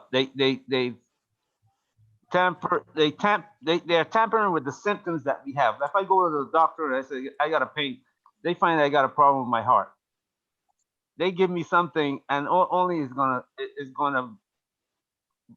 decrease the symptoms of my heart, but it's gonna give me a problem with my liver, my lungs, the my side kidneys. effects. Side effects. So right, and when you get a incident like this, all those people who appear to be healthy because they're taking these drugs are gonna fall. And today you can see that. I was reading an article today, like India. They are a country who really don't push antibiotics a lot, and they are coming out. They seem to be, from what the news is saying, is they're coming out ahead in this thing. And that's very good reason why. The US, the UK specifically, basically most of your Western powers have overused antibiotics over the last 50 to 60 years. Resistance, drug resistance. Exactly. This is why you Correct. have these drug-resistant strains of gonorrhea that's popping up, some of these STIs, that's why you have MRSA, you have Bursa, vancomycin-resistant Staphylococcus aureus, methicillin-resistant Staphylococcus aureus. That's why you have all these antibiotic-resistant drugs. But if you go to places like Australia where they don't do that, they actually have the idea of drug-resistant bacteria is not even a thing in places like Australia or India. But it's not only the antibiotics that they produce for people. I want to say this too. Norway's doing the same thing. I mean, they sat back and said, no, we're not going to give you certain types. You know, if you have a, you know, like a cold or something else like that, or even for otitis media, which is, you know, an ear infection, they're not even giving antibiotics for that, because they just know that's going to go away over a period of time, and it's going to go away pretty quick unless it's exceedingly severe. So they give you like these drops to kind of stop the pain a little bit, but as far as antibiotics from, they're not even giving you those. I mean, you know, powerful antibiotics like vancomycin, that of course, you know, Dr. Phoenix would know. You've got resistant strains here that eat that shit like lasagna now. You know, But vancomycin. not only the antibiotics that they prescribe for people. We get antibiotics in the chicken you eat, the beef, the cows you eat. Yes, and the you're pigs absolutely right. I mean, and steroids as well. Steroids as well. You know what I'm saying? Steroids as well. Man. And you're absolutely, and that's a very good point, D. Raptor. That is one of the major contributors to how you see these passive forms of bacteria getting immunity to various forms of antibiotics, is because it's injected into poultry, into farm animals. And to what Nagona said, vancomycin, if anyone's familiar with vancomycin, it falls in a class of antibiotics called aminoglycosides. So aminoglycosides are basically your nuclear bombs of antibiotics. When everything else fails, that's what they give. Yeah. And so these kill the nastiest gram-negative bacteria you find. So your E. coli, stuff like that. They give this to patients who undergo bowel surgery, so because it Yeah. sterilizes the bowel, so it kills everything in your bowel. So they give it to folks who undergo some type of bowel surgery or something like that. They give it to them. But specifically, So if you don't get peritonitis, those antibiotics which could fail, kill your ass. yeah, if those antibiotics fail, you're in a world of hurt. There's not a whole lot of options beyond that point. Yeah, And so yeah, you gone. and to mention something what D. Raptor was saying about side effects, the aminoglycosides are notorious for being what we call ototoxic, meaning they're toxic to your ears, and nephrotoxic, meaning that they're toxic to your kidneys. So they're notorious for that, and also Vanco has a notorious habit of turning people red. So Yeah. Let me finish up this article real quick. but yeah, go ahead, Mike. Just one. All right. This is from AlJazeera.com. Africa has a head start in managing coronavirus, and it ought to look to Asia, not to North America or Europe, for the template and how to handle it. Hey, sounds like what I was just saying. The World Health Organization, WHO, declared COVID-19 the disease caused by a coronavirus that is new to human beings, a pandemic. A day later, Kenya confirmed its first case alongside other African countries like Sudan, Ghana, Gabon, and Guinea. More than anything, the declaration is a call to multilateral action that shocks individual states into moving resources toward the management of the new disease. It says, this is unusual, and we need to work together to get it under control. The myth of Africa evading COVID-19 has been dispelled, and as the region braces for the imminent storm, it is important to stop and take stock of the lessons from other countries. That's what Dr. Phoenix was saying earlier, that the myth of Black people not getting COVID-19 is just that myth. I should declare at this point that I am not a doctor, nor am I a healthcare professional. What follows is a political analysis of the public health situation. Dr. Phoenix was talking about public health. Because the decisions that underpin how states will respond to the crisis are fundamentally political. What resources get diverted and where? What messages get crafted or disseminated?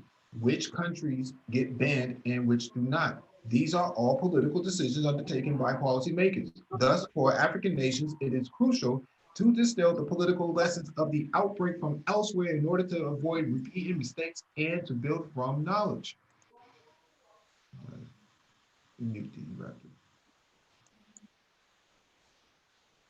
The first and most important lesson that COVID-19 has reminded of the world is that diseases do not respect class or borders.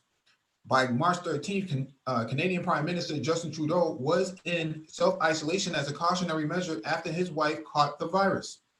The Australian Home Affairs Minister, Peter Dutton, meanwhile, is under quarantine in the hospital after contracting the virus, with outbreaks of diseases like cholera and tuberculosis. There is often a subliminal connection to poverty, perhaps because these diseases are overtly connected to access to facilities like clean water and uncrowded housing, which poor people in poor countries simply do not have. But the coronavirus that causes COVID-19 is affecting people from all classes. And in fact, wealthier people are more vulnerable because so far the disease has been closely connected to travel and airports. Everyone is vulnerable to this disease, and whatever measures are proposed must not focus on one segment of the society at the expense of the other. Making soap and clean water widely available is just as important as restricting price gouging on hand sanitizer. More broadly, countries like Kenya have demonstrated a stark double standard in dealing with visitors from Europe as they have with visitors from China. Yet the vast majority of more than 200 cases reported in Africa so far have come from European countries. There are certainly practical reasons for this hesitation.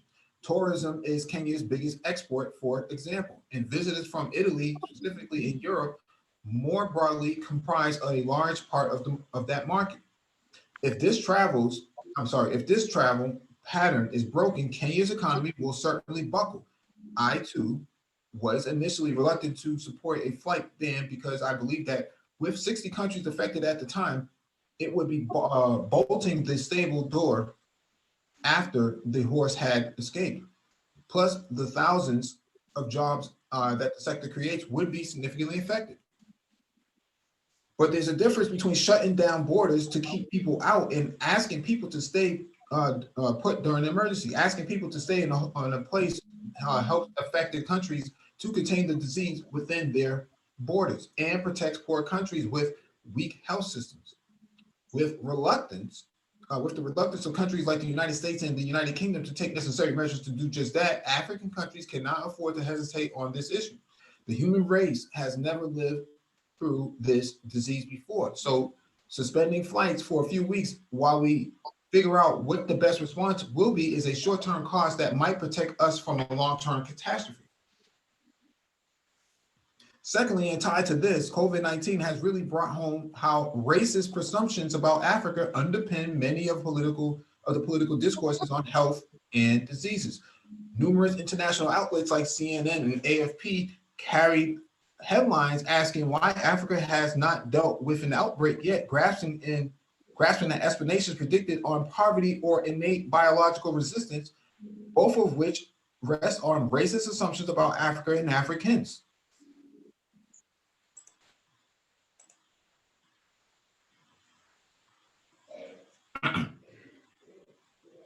But it does not take a genius to realize that a disease so intimately connected to human contact and travel would reach Africa last. As the continent is significantly connected from international travel routes, a viral video showing every flight in the world within 72-hour period emphasizes this point. In Africa, there's a surge towards Europe in the morning and again at night, plus 1 or 2 flights towards Asia and across Southern Africa.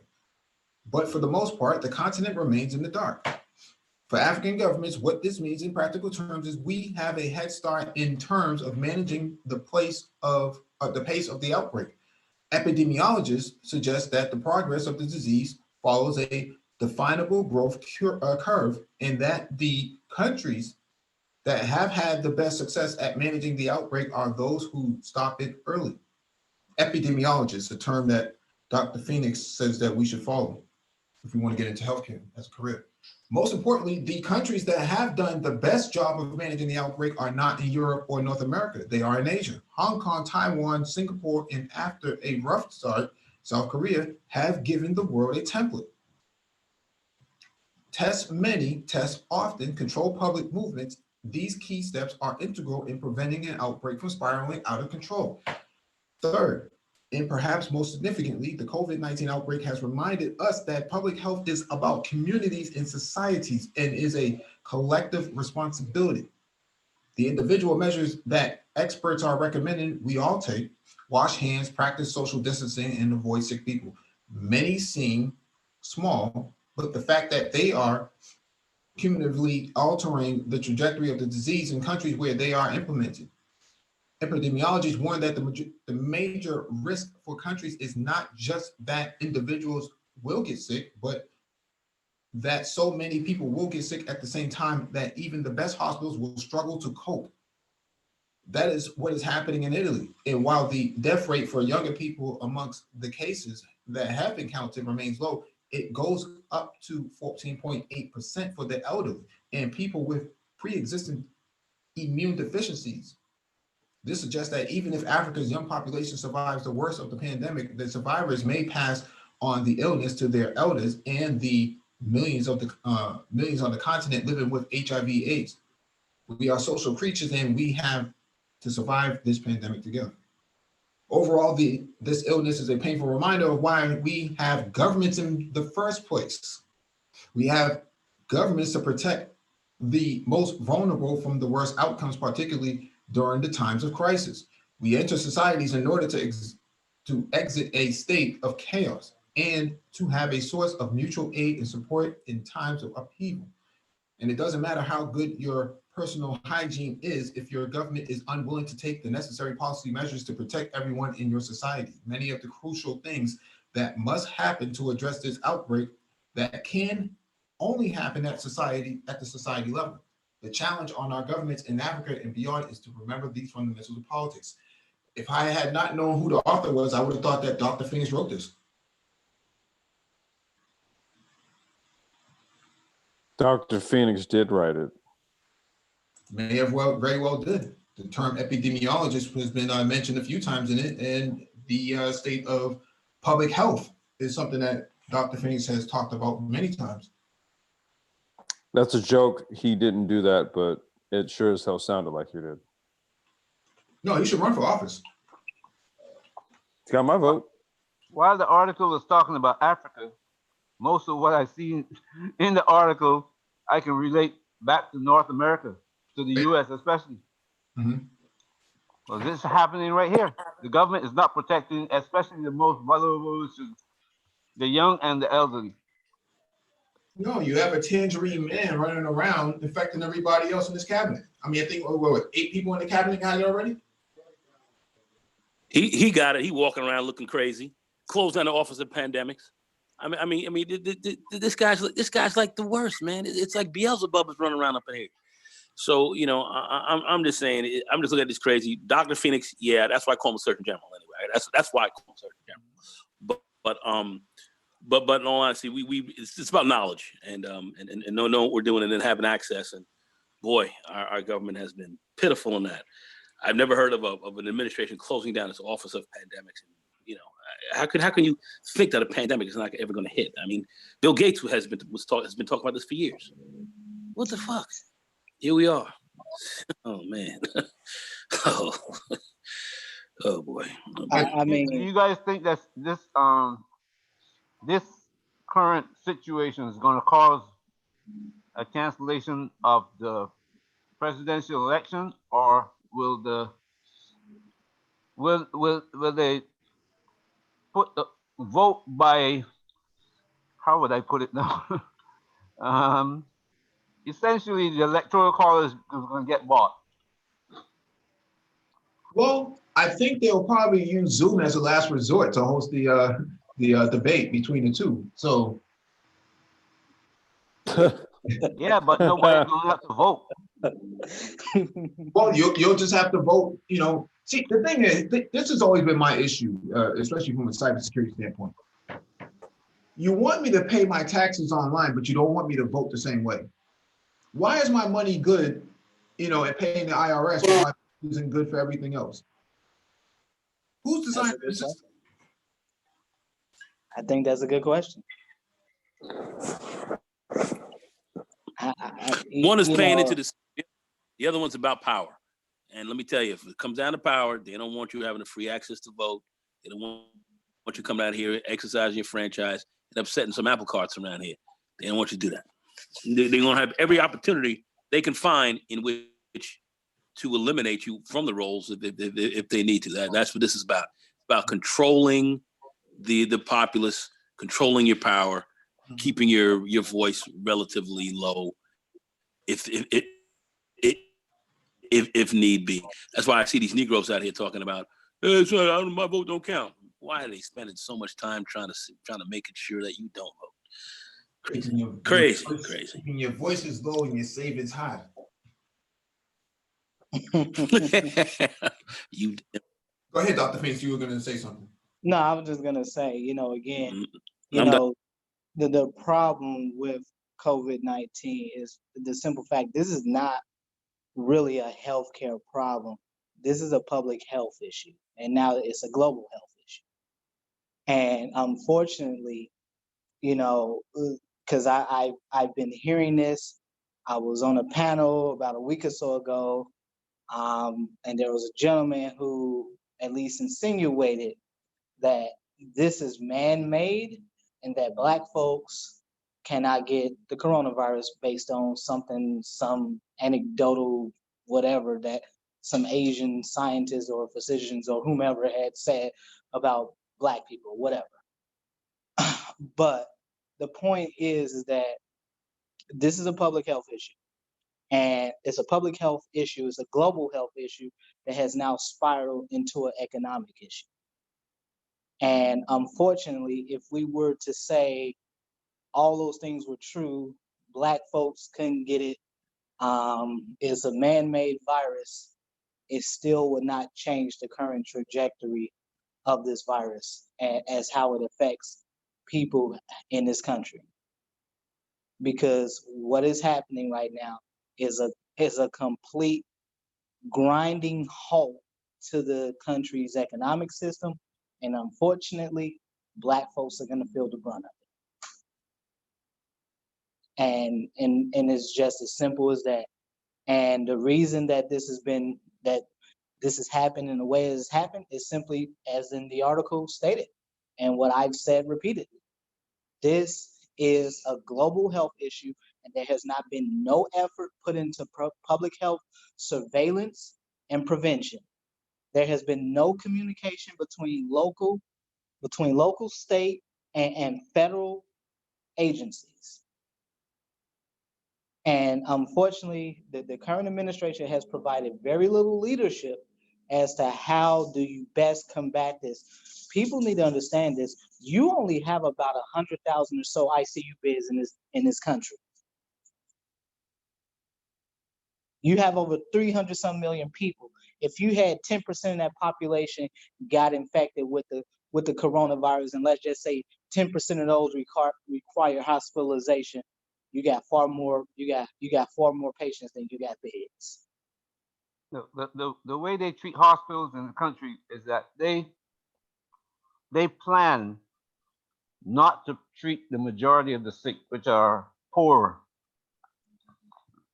And that's the way it is. If you have the money, if your insurance company is going to provide the cost, going to pay your costs, and a lot of people in the country don't have insurance. Well, the thing is, if you look, I'm in Boston, so if you look at Boston Medical, the majority of the people are melanated in that emergency room, waiting for 12, 13, 14 hours to get some assistance.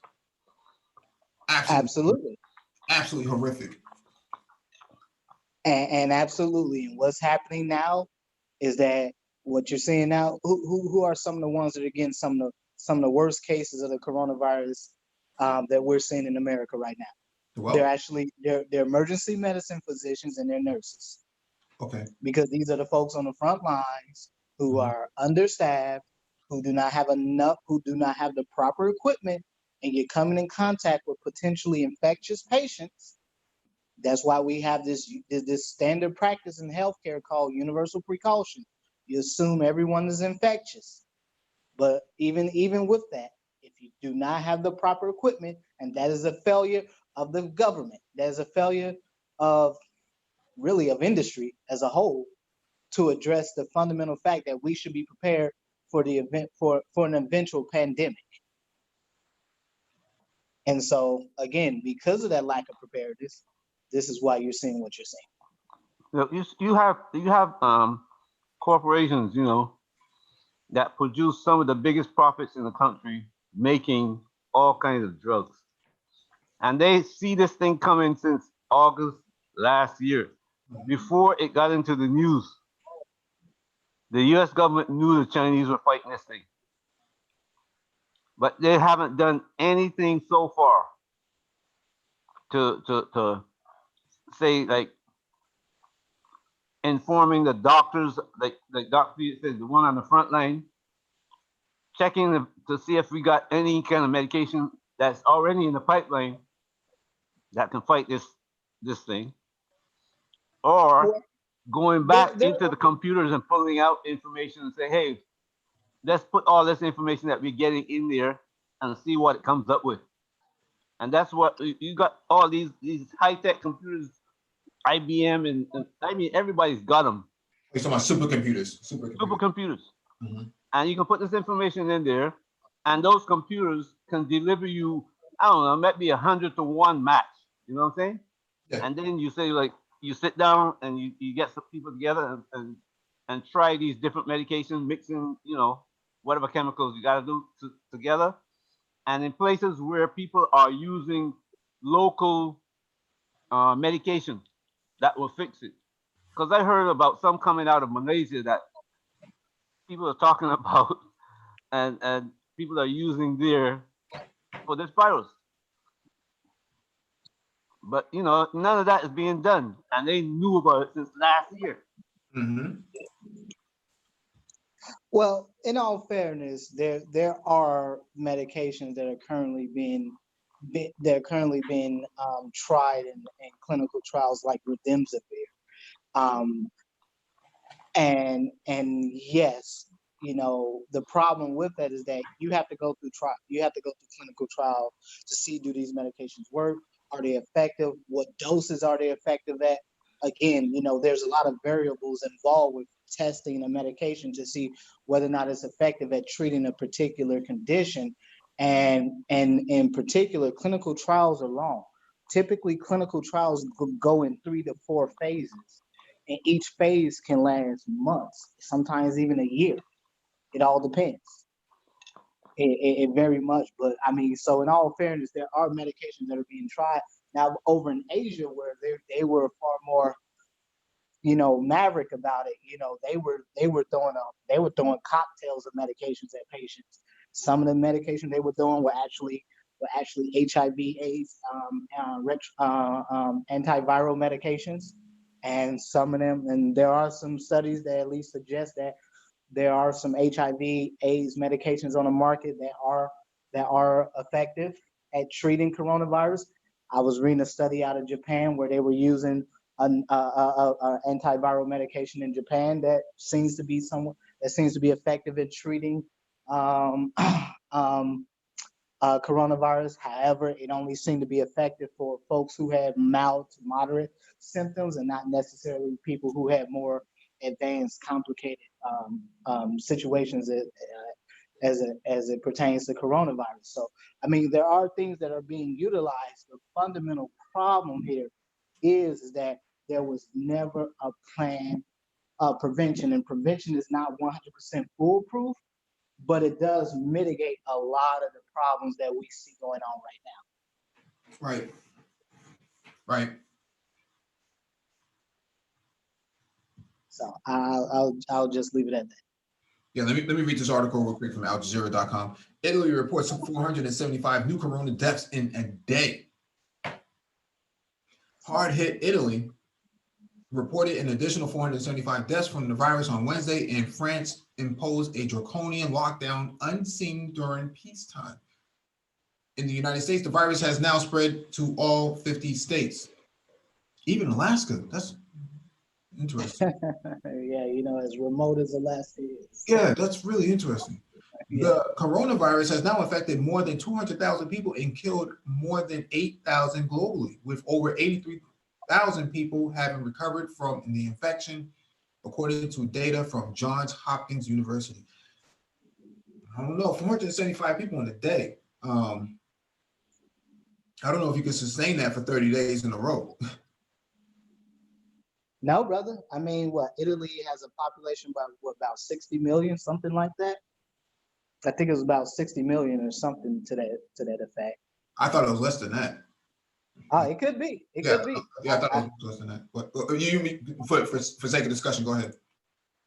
No, and again, to what you were saying, no, that is not a sustainable. That is just not sustainable. Yeah. You got 475 times 30. Man, you're looking at roughly somewhere in the neighborhood of 5 to 10,000 people dead in a month. Yeah. I mean, that's a chunk. Yeah. That is a sizable portion of your population by far. You also have to consider that this is the beginning stages, and the numbers are climbing, not receding. Right. And you don't have enough staff is what I was referring to. Like, you don't have enough staff to really keep up with that rate of death and incoming patients and stuff like that. Absolutely. I mean, you don't have enough beds to support. You don't have enough staff. You don't have enough space in the facilities to support that level of those numbers of critical patients, of critically ill patients. I mean, and the interesting thing is that Italy actually has a pretty damn good healthcare system.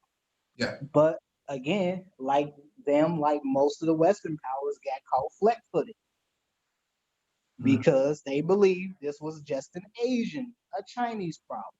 The media was downplaying. Everyone was downplaying. There were no plans in place to say, okay, if the coronavirus breaches the borders of China, what will we do? And these are things that should naturally be a part of your disaster preparedness plans. But again, we know here in America, where you can sit here and close down the pandemic office, the Office of Pandemics. You can cut the budgets to the CDC, to the NIH, to some of the principal institutions that are responsible for tackling the global pandemics of the 21st century. You cut them. And right now, this current administration also had a lot of stuff on the books to cut funding for nursing education and physician education. Wow. Yeah. What's the justification for that? Oh, we saving money. But yet, you hear them about to give tons of money to the airline industry, right?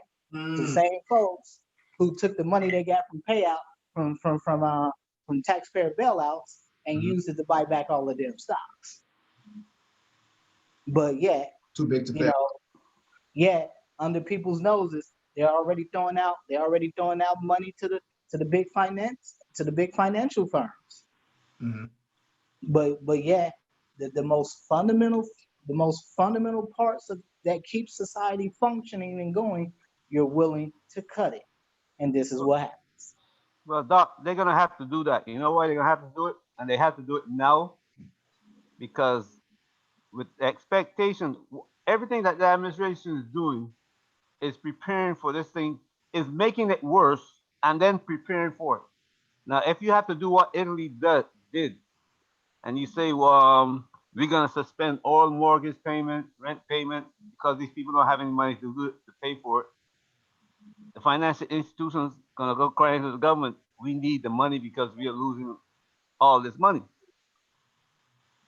And the government is just throwing money out, just like they did before the so-called war with China, the economic war with China, this trade war. They handed out money left and right to everybody. Whoever came with a bag, they put back money in. And they're doing the same thing now. I absolutely agree. I don't even know what's the latest hospital that has been built. The last maybe since 2008. I don't. Most hospitals have been closing since then. I know quite a few has closed in Boston. There's a lot of consolidation going on. Well, absolutely, because of what's going on is that you're seeing consolidation. You're seeing larger health systems swallow up smaller health systems. This is why you don't see a whole lot of physicians in private practice like that now. This is the major reason why, because these large health systems went in, brought up these small and medium practices, absorbed them. They became part of those revenue generating practices within that health organization, and that's what you see now. These health organizations are just like banks; they're too big to fail. Yeah. Not just the medium-sized one. I don't know if you know about Health First Medical in Florida, but Altria just took over Health First. I mean, that's like Altria is going to take over half of Florida State. Yeah. Well, yeah, in the Midwest, you had a major takeover with Advocate, and there was a major health system in Wisconsin, the largest one in Wisconsin, that was absorbed by Advocate Health, and basically these folks have an entire monopoly in the Great Lakes region. Yeah. So this is what's going on. You're seeing these massive health conglomerates swallow up these small, medium, and semi-large healthcare groups, and these things are they're becoming no different than your big investment banks. Yeah, we have the same thing in our state. Partners Healthcare is the largest healthcare system. They just gobble up everything in their path. They're like Pac-Man, man, going after the pellets, man, and the ghosts. So they even got into urgent care. So now they're on like every corner. Because urgent care is a moneymaker. It's a moneymaker. It burns healthcare providers the hell out, but it's a major moneymaker. Mm-hmm. Going back to the whole thing about antibiotic resistance, that's where a lot of folks get antibiotics dished out to them, and is in these urgent care. You show up with a cold, what they do? They give you a Z-Pack. Mm-hmm. That's what they do. And again, these urgent cares tend to be very profitable. That's why you see in a lot of these southern states where these tend to be some of your standalone healthcare places where people can go to get healthcare, because these are the only places available for mountains is an urgent care. Mm-hmm. And if you're serious enough, we might get an air medic to lift you out to some level 1 center. And unfortunately, man, this is the state of affairs in this country, where you have healthcare systems that spread out. They're usually centralized in major cities. So like where you're at, Chicago, New York, Los Angeles, San Francisco, DC, Florida. What some of the other ones? Dallas, Houston, Austin. This is where they're at. Crazy. And the big one, Denver too. Denver has a massive one, and the Auschwitz, I think it's called Auschwitz or something like that. Auschwitz. Yeah, it's called Auschwitz or Auschwitz. I can't remember. Maybe MOT might know it. I can't remember the exact name of it, but anyhow, this is what's going on. And so you think about having fun. You think about having resources at a local level to meet the needs of, in a situation like what we're dealing with now with the coronavirus. This is a huge part of the reason why you don't have it. Yeah. Because it's all about this crony capitalism thing, this crony capitalist system that happens in the U.S. We should be training nurses and doctors like we train the military, man. I mean, we just in the military, we just suck people in and have all, these AVAS and whatnot sort of benchmarks. But why is there no, urgency to bring in more doctors and nurses? Because it costs money. Really? I would have thought that it costs a lot more money to send a soldier into, the Middle East than it would, to bring up a doctor or a nurse. Actually, believe it or not, it costs more money, especially for a doctor. For a physician, yeah, it costs a lot more money. To train a physician, you're looking at $1 million. Yeah, I mean, for a nurse, it's somewhere in the neighborhood around 250 to about 400,000. But we spent 50 grand a year locking up each and every single brother in the hood over a few bags of reefer. And these guys serve 10, 15 years in jail for nonviolent crimes. I just don't understand the value of money and human life. Yeah, but they pay that back through prison labor. That gets paid through prison labor. So there's an inherent benefit to locking up black males. The government might spend 50,000, but private corporation is making more than 50 off of that one prisoner. Yeah. You think of one of the major uniform makers in this country was Aramark. They primarily, their uniforms are primarily made in prisons. Wow. And the Aramark has contracts with hospitals, number of different organizations throughout the country, maybe even worldwide. Worldwide, bro. Worldwide. Worldwide. Every airport that you go to, they have Aramark as the provider of all the uniforms on that airport. Yeah. So whatever you want to call them. Yeah. And those uniforms are mostly made by prison labor. Yeah, I know IBM at one point was using prison labor to work on some of their motherboards and stuff like that, logic boards. So I can believe it. Let me read this next article real quick. This one is from AlJazeera.com. Iran defends response as virus death surpasses 1,000. Iran said its coronavirus death total has surpassed 1,000 on Wednesday as President Hassan Rouhani defended the response of his administration, which has yet to impose a lockdown. The COVID-19 outbreak and sanctions hit Iran is one of the deadliest outside of China, where the disease originated.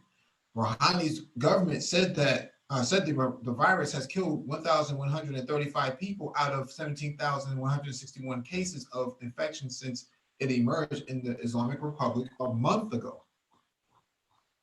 Oh, Yeah, so you're talking a dozen people, what, a day? 100 people a day? yeah, you're looking at about almost a, damn, Yeah. that's almost, damn, you're looking at almost, oh, wow. You're looking at something close to damn near 10% mortality. Wow. But we're not hearing about the other Muslim countries. You gotta understand that every Friday prayer brings in everybody. Yeah. You know, and everybody, family, friends. Sure. Yeah, but you would think that Iran is isolated because of the sanctions and whatnot, and that why would a virus travel that far from Wuhan to Tehran? It's not making the connection is not making sense to me because those people are not mobile at all. Well, that's where the well, I don't want to use that word, but that's where people are asking questions and finding answers that that the normal person wouldn't think about. Who is actually bringing what, where, when, and how? Yeah, but North Korea is the only country that has not reported any cases. In fact, they have not reported anything that's going on. They pretty much said that we're pretty much free. But South Korea has a whole lot of cases. See, that's the part they're trying to figure out. Why are these isolated countries like Iran and Venezuela? Why are they contracting it and they have zero mobility? I do think North Korea had a couple cases. It was very minute. It was something that you blink and you'll miss it type of deal. Yeah. But again, the Asian countries have been far more proactive at clamping down and isolating infected individuals and addressing the need for testing and identifying those who are carriers of the virus. Mm-hmm. And it begs the question. I don't think nobody will forget a couple weeks ago where was it the prime minister or the minister of health or whatever he was. They were doing that. They were speaking publicly, and the guy was just coughing and hacking, and lo and behold, he has the coronavirus. Right. This is everybody's seeing this all over the world. This dude's just coughing and hacking for the world to see, and yeah, lo and behold, he has the coronavirus, and then next thing you know, you're hearing stories about the death toll in Iran is mounting. Yeah. So. Yeah, I mean, the Pope likes to go around kissing people on their foreheads and kissing their feet and stuff like that. Man, I can't imagine that he's damn man right now. Look, it is my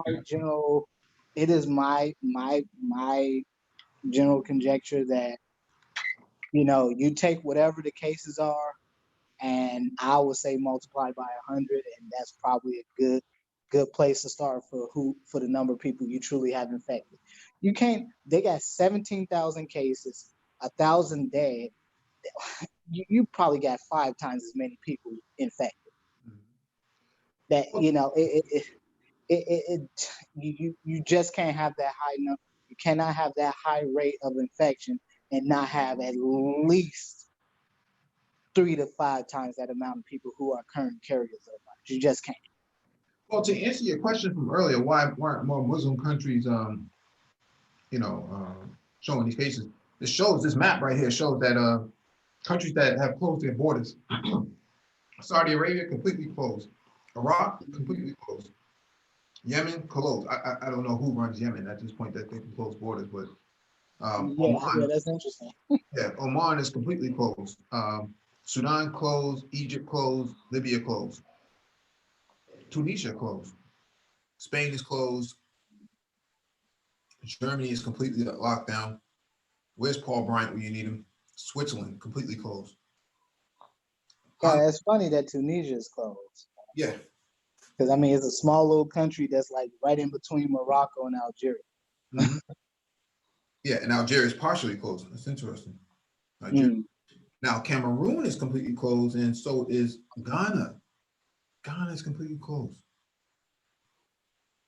Interesting. Well, look, Ghana, the roads, the normal roads where traffic moves is closed. Let's Yep. say that. Yep. But the roads that people move, because you if you're airway, and you got people in Nigeria, you're gonna walk across the border. You're not gonna take the bus across the border. You know, if I live next door, Togo, same thing.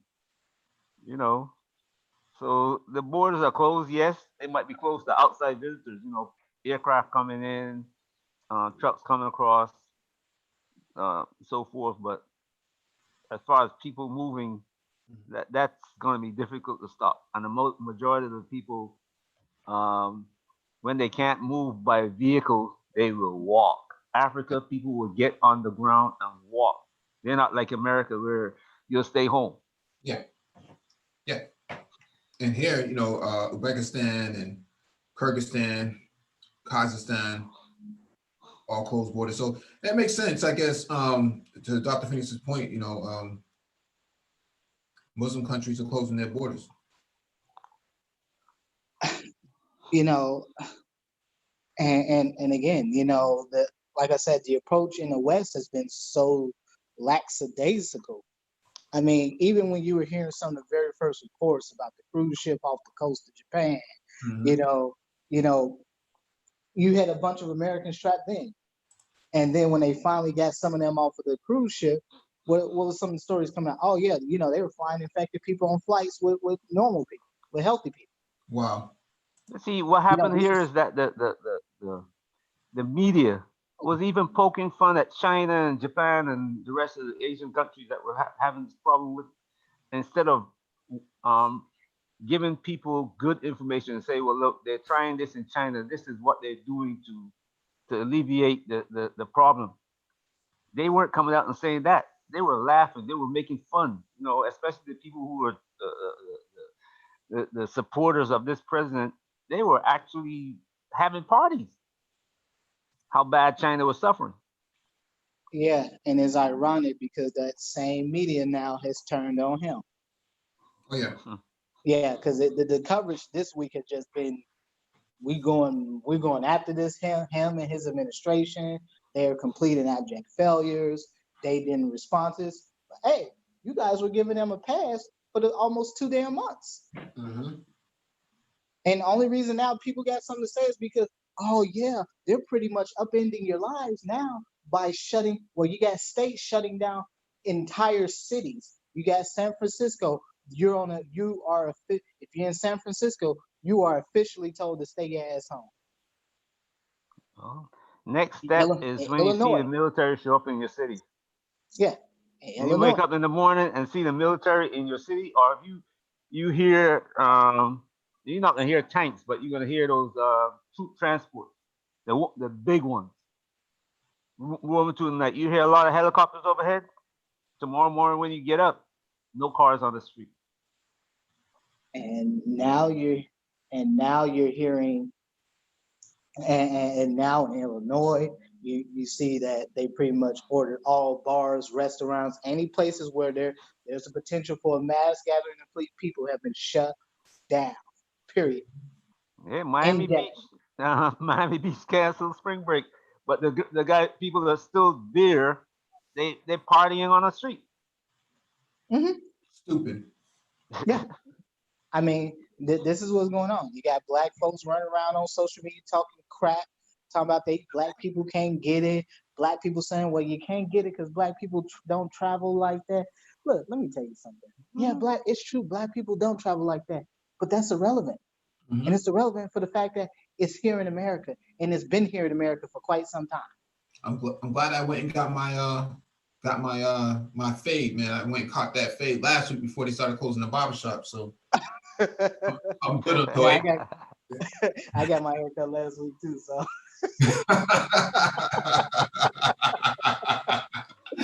So Got that So fake. yeah, so I'm with you on that one, man. I should have got them all these, man. Should just waited out for a month. Yeah.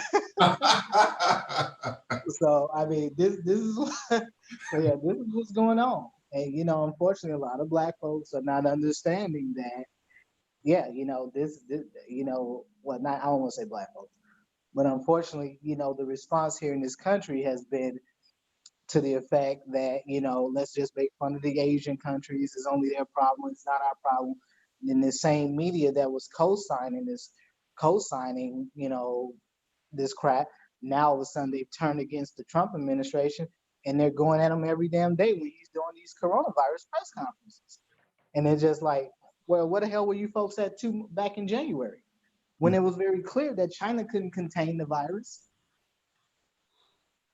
You know, what was the panic then? What was the outrage then? What was all the questions for the administration? Okay, what the hell are you people gonna do about this? But all of a sudden now, people can't do nothing. You can't move. People are getting furloughed and laid off left and right. All of a sudden, now there's a media outrage.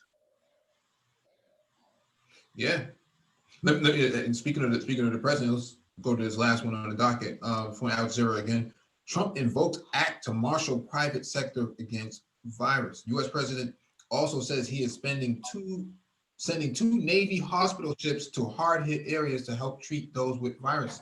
I didn't even know the Navy had 2 hospital ships. Yeah, they have 2 1,000-bed naval hospital. Yeah, naval hospitals. Yeah, on boats.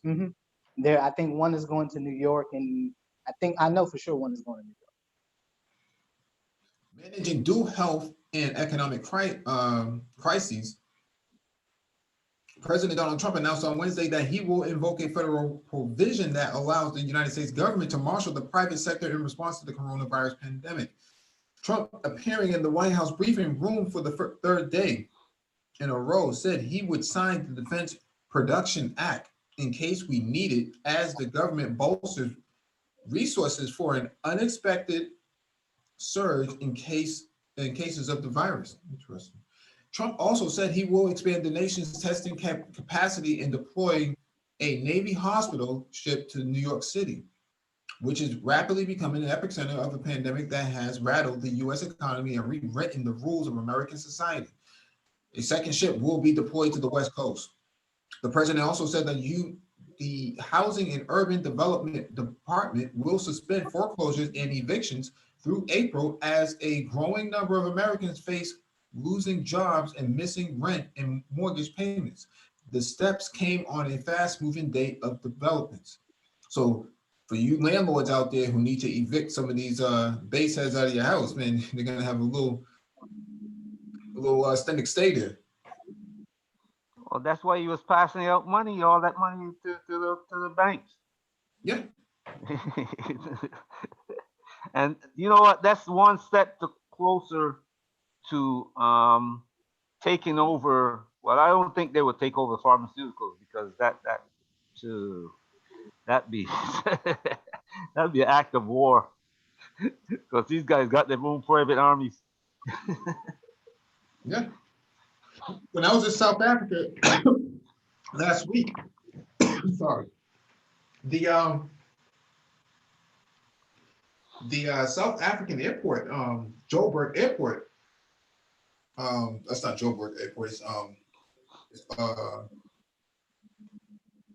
Thamko's Airport. Anyways, they have these lines on the floor. These, I guess, carved out spaces, boxes where you stand in proximity to the airport personnel. They're pretty strict about it. So I thought this here is pretty interesting, because it's like you have to be like 2 arm lengths away. So you kind of spread your arms out, and where the distance of your fingertips is where you'll stand further. So pretty interesting how they do it, because I had to give my passport to them, and then they kind of pushed me back. And I'm like, what the fuck? What else am I supposed to do here?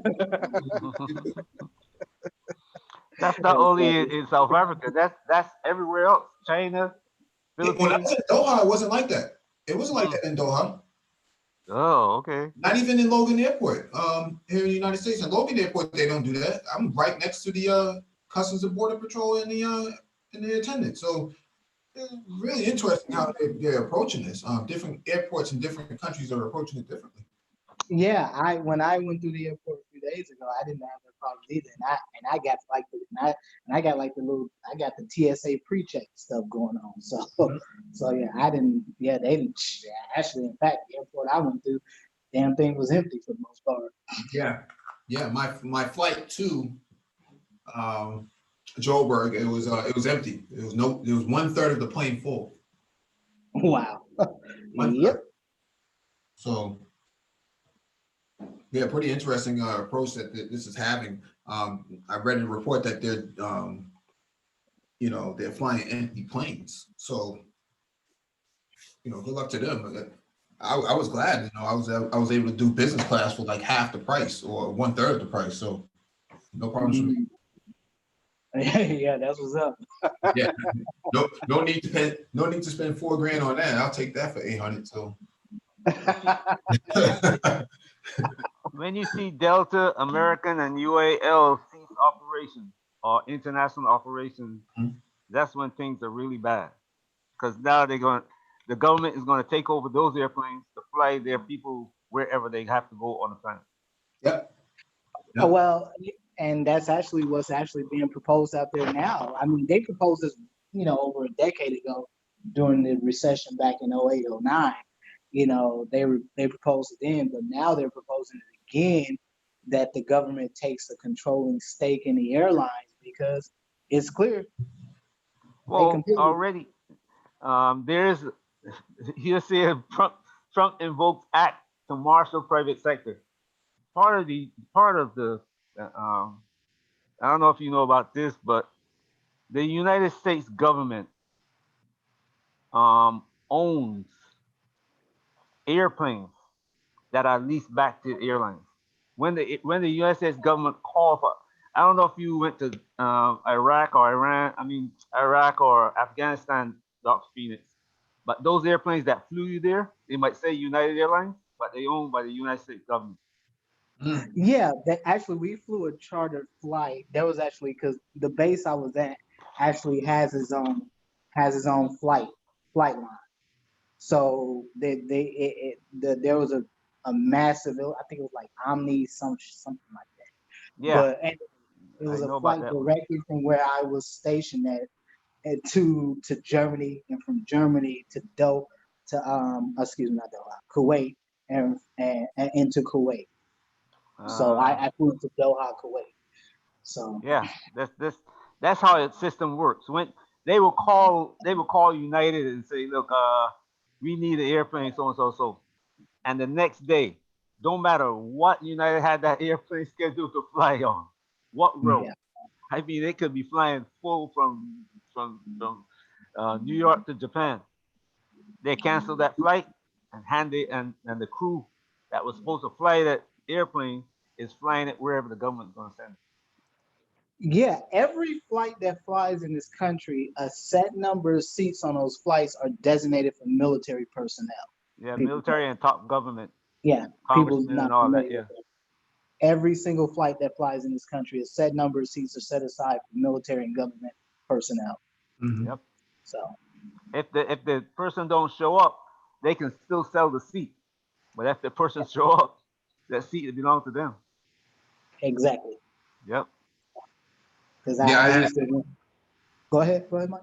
No, I was just gonna say I had that issue a few years ago. They ended up they took my seat and put me into a jump seat and gave it to some other high-ranking person. So.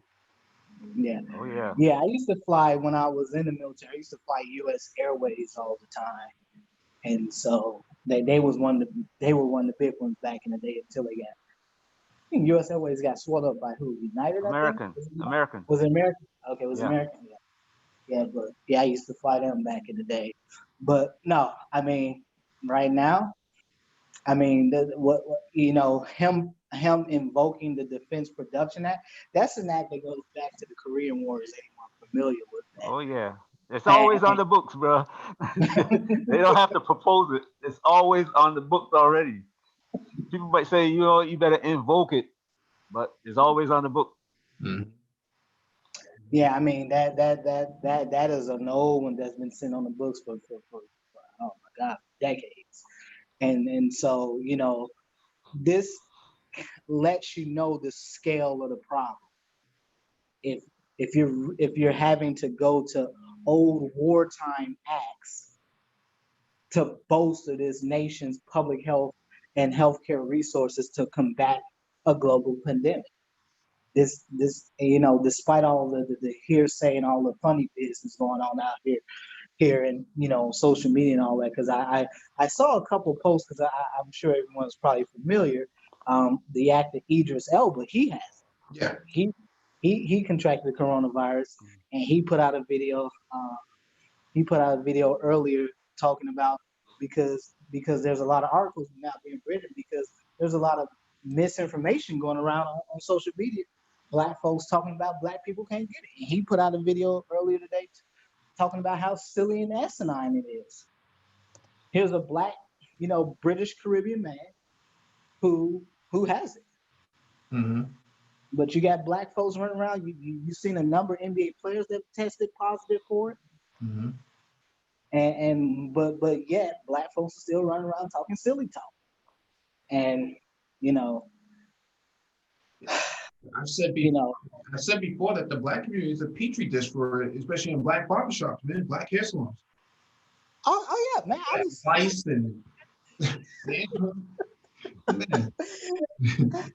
I went to go get my hair cut last week, man. My barber and the other barbers there, they're like, hey, they're like, oh, they're like, hey, I know you in the healthcare field. What, you know, hey man, what's up with this Agenda 21? I'm like, oh God, man. Mm-hmm. You know, they talking about all this stuff being about man-made and black folks can't get it and all this other stuff. I'm like, oh man. I'm like, I said, brother, I said, look, you know, you go see a lot of black folks getting this, and that's as much as I can tell you about it. Mm-hmm. Hey, I mean, these, at this point, man, I just don't bother going back and forth with people. You know, I'll let the pain set in, because black folks have not understood that you're not going to avoid this. There's not going to be some magical, I don't want to call it that, but there's not going to Kool-Aid. be there's not some magical black juice you're gonna get. That's not the word I care to say, but there's not some magical black juice you're gonna get that you inherently have, that just makes you a super black person, or whatever you want to call it, that Mm-hmm. makes you immune to everything. I mean, but again, this is very dangerous talk in an era where you can see how one country is being completely decimated by the coronavirus. Yeah. You got Italy with 475 deaths in one day. You got Iran with 17,000 cases and 1,000 and over 1,000 deaths. Yeah. That's insane. And I think Iran has a population of, I think it's under 30 million. I don't even think it's quite that. It's supposed to be 80 million, Is it how many? close to 80 million. Oh, really? Wow. Oh, wow. That's crazy. Yeah. But I mean, A lot of the places where people mostly populate are in ungoverned spaces, so you don't even know if you know what the situation is on the ground in some parts of the country, especially your more remote regions, these villages and whatnot. no, and it makes total sense. It makes total sense. But again, I think, you know, to go in line with the article you was just reading, Mike, you know, we're seeing war power acts being invoked, which clearly gives you a scale to this a scale to the actual scope of the situation that we're facing here. This is not a joking matter. You know, it's getting real out here for folks, and a lot of people are going to feel a lot of pain, and black folks are going to be go be front and center. You know, One of the I'm hearing. Was Go that? ahead, Dr. Peter. No, go ahead, bro. Go ahead. One of the problems I'm seeing is the lack of, how would I call it now? The people, you got 50, I don't know, there's 30 something million of us, say 10 million of us go to church on Sunday. Mhm. And we're the people in the pulpit who are supposed to be teaching, about this safety. Then there's the women leadership, as they call themselves, you know what I'm saying? The Mhm. Congress people, the Black Caucus. All these people are missing in action. Oh, Congressional Black Caucus. Yeah. Yeah. Yeah. All these people are missing in action. Yeah. They only come out when some black man stand up and say, look, we got to stop this foolishness that we're doing and change our action. Oops, Mhm. you can't have that. You got to beat him back down. And everybody jump on you then. No, we're Now, in this situation, they're not speaking. No, you can hear a pin drop in the room. yeah, all those guys out in the street, man, giving dap to each other, making their fingers snap and whatnot. Pounds and hugs and all that stuff, man. All that come to an end now, man. When I was in the barbershop, man, guys are giving each other the elbow. So that's the extent of what up, my brother? Yeah. Yeah. Mm-hmm. Like I said, man, I mean, you're absolutely right, Mike, about, on one hand, the barbershop can be a great source, I hate to say the word tool, that can certainly help. Accelerate. Yeah, it's help accelerate, the dissemination of information, especially among Black men, Mm-hmm. but also becomes a great source of disinformation. Mm-hmm. Because there's a lot of conspiracy theory talk, and despite what Black people say, every damn thing is not a damn conspiracy theory. Mm-hmm. I have not found a rational argument for why would they create a global pandemic that's on the verge of grinding every damn thing in this world to a halt. Right. No one has not been able to give me a good damn explanation as to why they would do that. We pride ourselves in a lack of knowledge. You understand? And we don't, the knowledge that we try to gain is not something of true value in the world. So anybody who come up with this fast talking points can convince you of what they're saying is true. And that's what happens in the Black community. That's why you got the preacher who makes millions and millions of dollars, while the community that he's supposedly serving is in poverty. Yeah. The funny thing is, when biomedical researchers, they want to go and recruit Black folks, the first person they go to? Preacher. Exactly. I see it. I've seen it 1,000 times over. They go straight to the church because they know Negroes will follow that one jive talking, smooth talking con man, if you will. They know it. I am somebody, but who are you? I am somebody. Who are you? Somebody. I don't know if you remember that part. I remember that one. I don't know, Mike. You went to the barbershop. You went to the barbershop, Mike. You got faded. Hold up, say that again. I just came back. And I said you went to the barbershop and got faded before the craziness hit. Yeah, I did that on purpose, man. I said, let me make sure I get in there before anything happens, man. I went by there this morning and it was empty. It was the lights were on and the little swirly barber pole was moving, but nobody was there. So I don't know. I guess they take it one appointment at a time now. You can only come in by appointment. So Yeah, I think that's exactly what's happening. I was looking at there was a number of stores. What was it? I think Best Buy, for example, they reduced their hours and they were only letting about 10 people in the store at a time. It's some real craziness going on out here. yeah, because you can't go around window shopping now. Can't be around there, wishing you had something, man. Like, can you please leave? Can you please leave? We don't really want you around here, man. I mean, all these people running around with masks, man. I saw this dude you know, just crazy, looking crazy out there, man. I think he had like a pull-up or something like on his face or something like that. It's crazy. Like, I don't think they really get it. I don't think they really get it. No, despite what the WHO has been telling them not to be using these kind of masks and what kind of masks that you actually need. They seem to be not into proper instructions, and they think they're doing something good for themselves. I feel better this way. You can feel better all you want to. It's not really helping you. Let me tell you something, brother. I was on a flight the other day. I kid you not. The guy sitting across from me, this was a black. This dude had on some multicolored, Cool Runnings, jogging sweatsuit, whatever the hell you want to call it. Travel Fox. This dude had on a mask. He had on a mask, some goddamn Beats headphones, and some purple latex gloves. The kind of gloves you'll find in a hospital, something like that. And this dude was just a jamming. I looked over at this dude. I'm just sitting here. He looked at me. I just turned the other way. I can't believe this. This is the silliness going on. Everybody looking at these dudes like they're crazy. Like, everybody know only black folks don't get the damn memo. Get the email.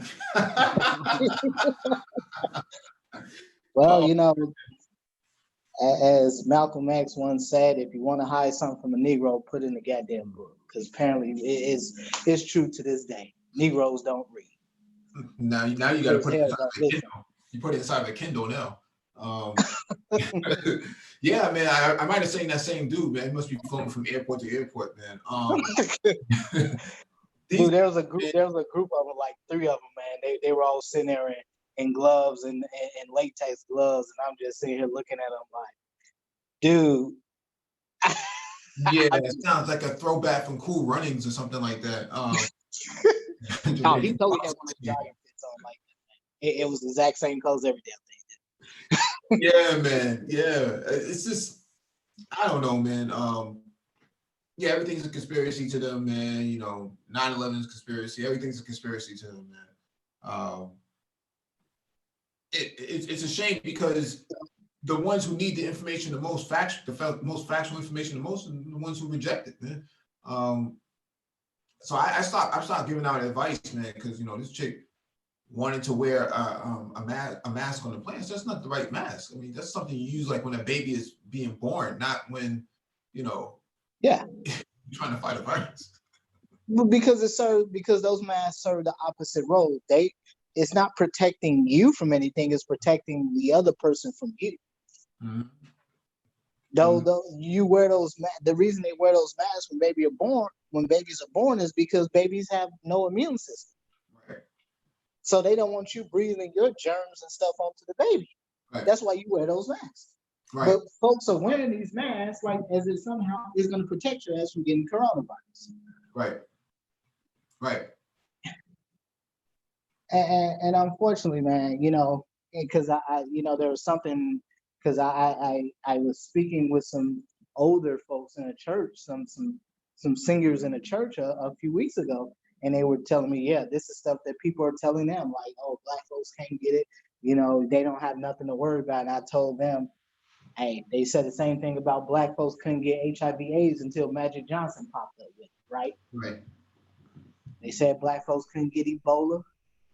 Hey, we saw one of the most famous Ebola cases in the country. Well, actually, two of the most famous ones was 2 black people. Right. So, you know, they you know, Negroes always coming up with these fantastic stories that suspend disbelief in the sake of just outright foolishness and ignorance. Now, DE Raptor, I haven't heard about Barbados reporting any sort of cases. They have 2 cases. Oh, 2 cases. From, well, I don't know how many they got today, but as of Tuesday night, I knew somebody shoot me a message saying that they had 2 cases. Okay. Because I know most of the Caribbean islands have been relatively coronavirus free. Yeah, because it's pretty isolated in terms of where their interactions with the outside world would be. Well, look, Barbados is a place that get visitors. I would say the population in Barbados probably increased by about 1,000, 2,000 on the weekend. Yeah. From between Thursday and Monday. Mm-hmm. So people travel from where the England, France, Germany, the U.S., mostly Canada. Even from Brazil and Panama. Yeah. I've seen people in Barbados. Mm-hmm. So it is like people come from everywhere. You know what I'm saying? So you can get it, but I don't know if it is. The research hasn't proven it yet, but I hear people saying that weather conditions play a part in this thing. Hot, dry air and all that. It might be false, but then you never know. I don't think that has nothing to do with it. I think it's more to what Mike was saying earlier, just it's down to the fact that the Caribbean islands, the Caribbean nations tend to be more isolated. And so, it's much easier for them to control traffic in and out. Yeah. As opposed to, places like, the US or even a place like Taiwan, which is, very busy, relatively speaking. So so it's far easier for the Caribbean nations to control traffic in and out of the island, and much easier for them to shut their borders. So. But none of them have shut the borders. I mean, that I know of. Revenue is good. You agree? Except for, wait a minute, a couple have. I think today or tomorrow. I think Friday is Dominican Republic, 6 p.m. Friday. Guadeloupe. There's a couple of Caribbean islands that I've heard of that have put flights, a ban on flights, and they told all the visitors that they have to leave the island. Mm-hmm.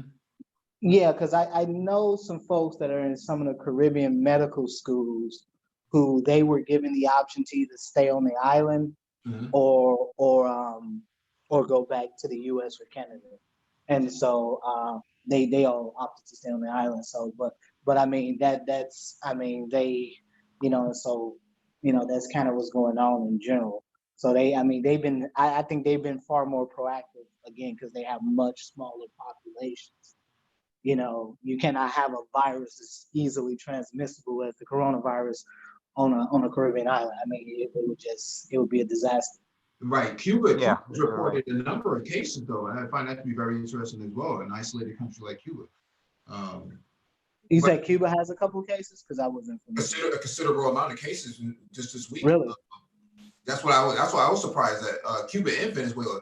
But I'm looking at this from a geopolitical standpoint that they both have sanctions on them, and that in order to get any sort of treatment and assistance, they would have to lower this. They have to reduce the sanctions or get rid of the sanctions altogether in some areas. So I think that's a very strategic role that they're playing in terms of reporting these cases and then saying, "Hey, we need assistance. We can't get assistance because of the sanctions." No, and that's a great point. I think the relative fact that they are relatively isolated, and then coupled with the fact that ironically Cuba actually has a pretty solid healthcare system. Right. So yeah, they need help, but I also think they probably a bit better at probably managing than, let's say, as opposed to Venezuela per se. We all know Venezuela has had quite a few problems over the last couple of years. So yeah.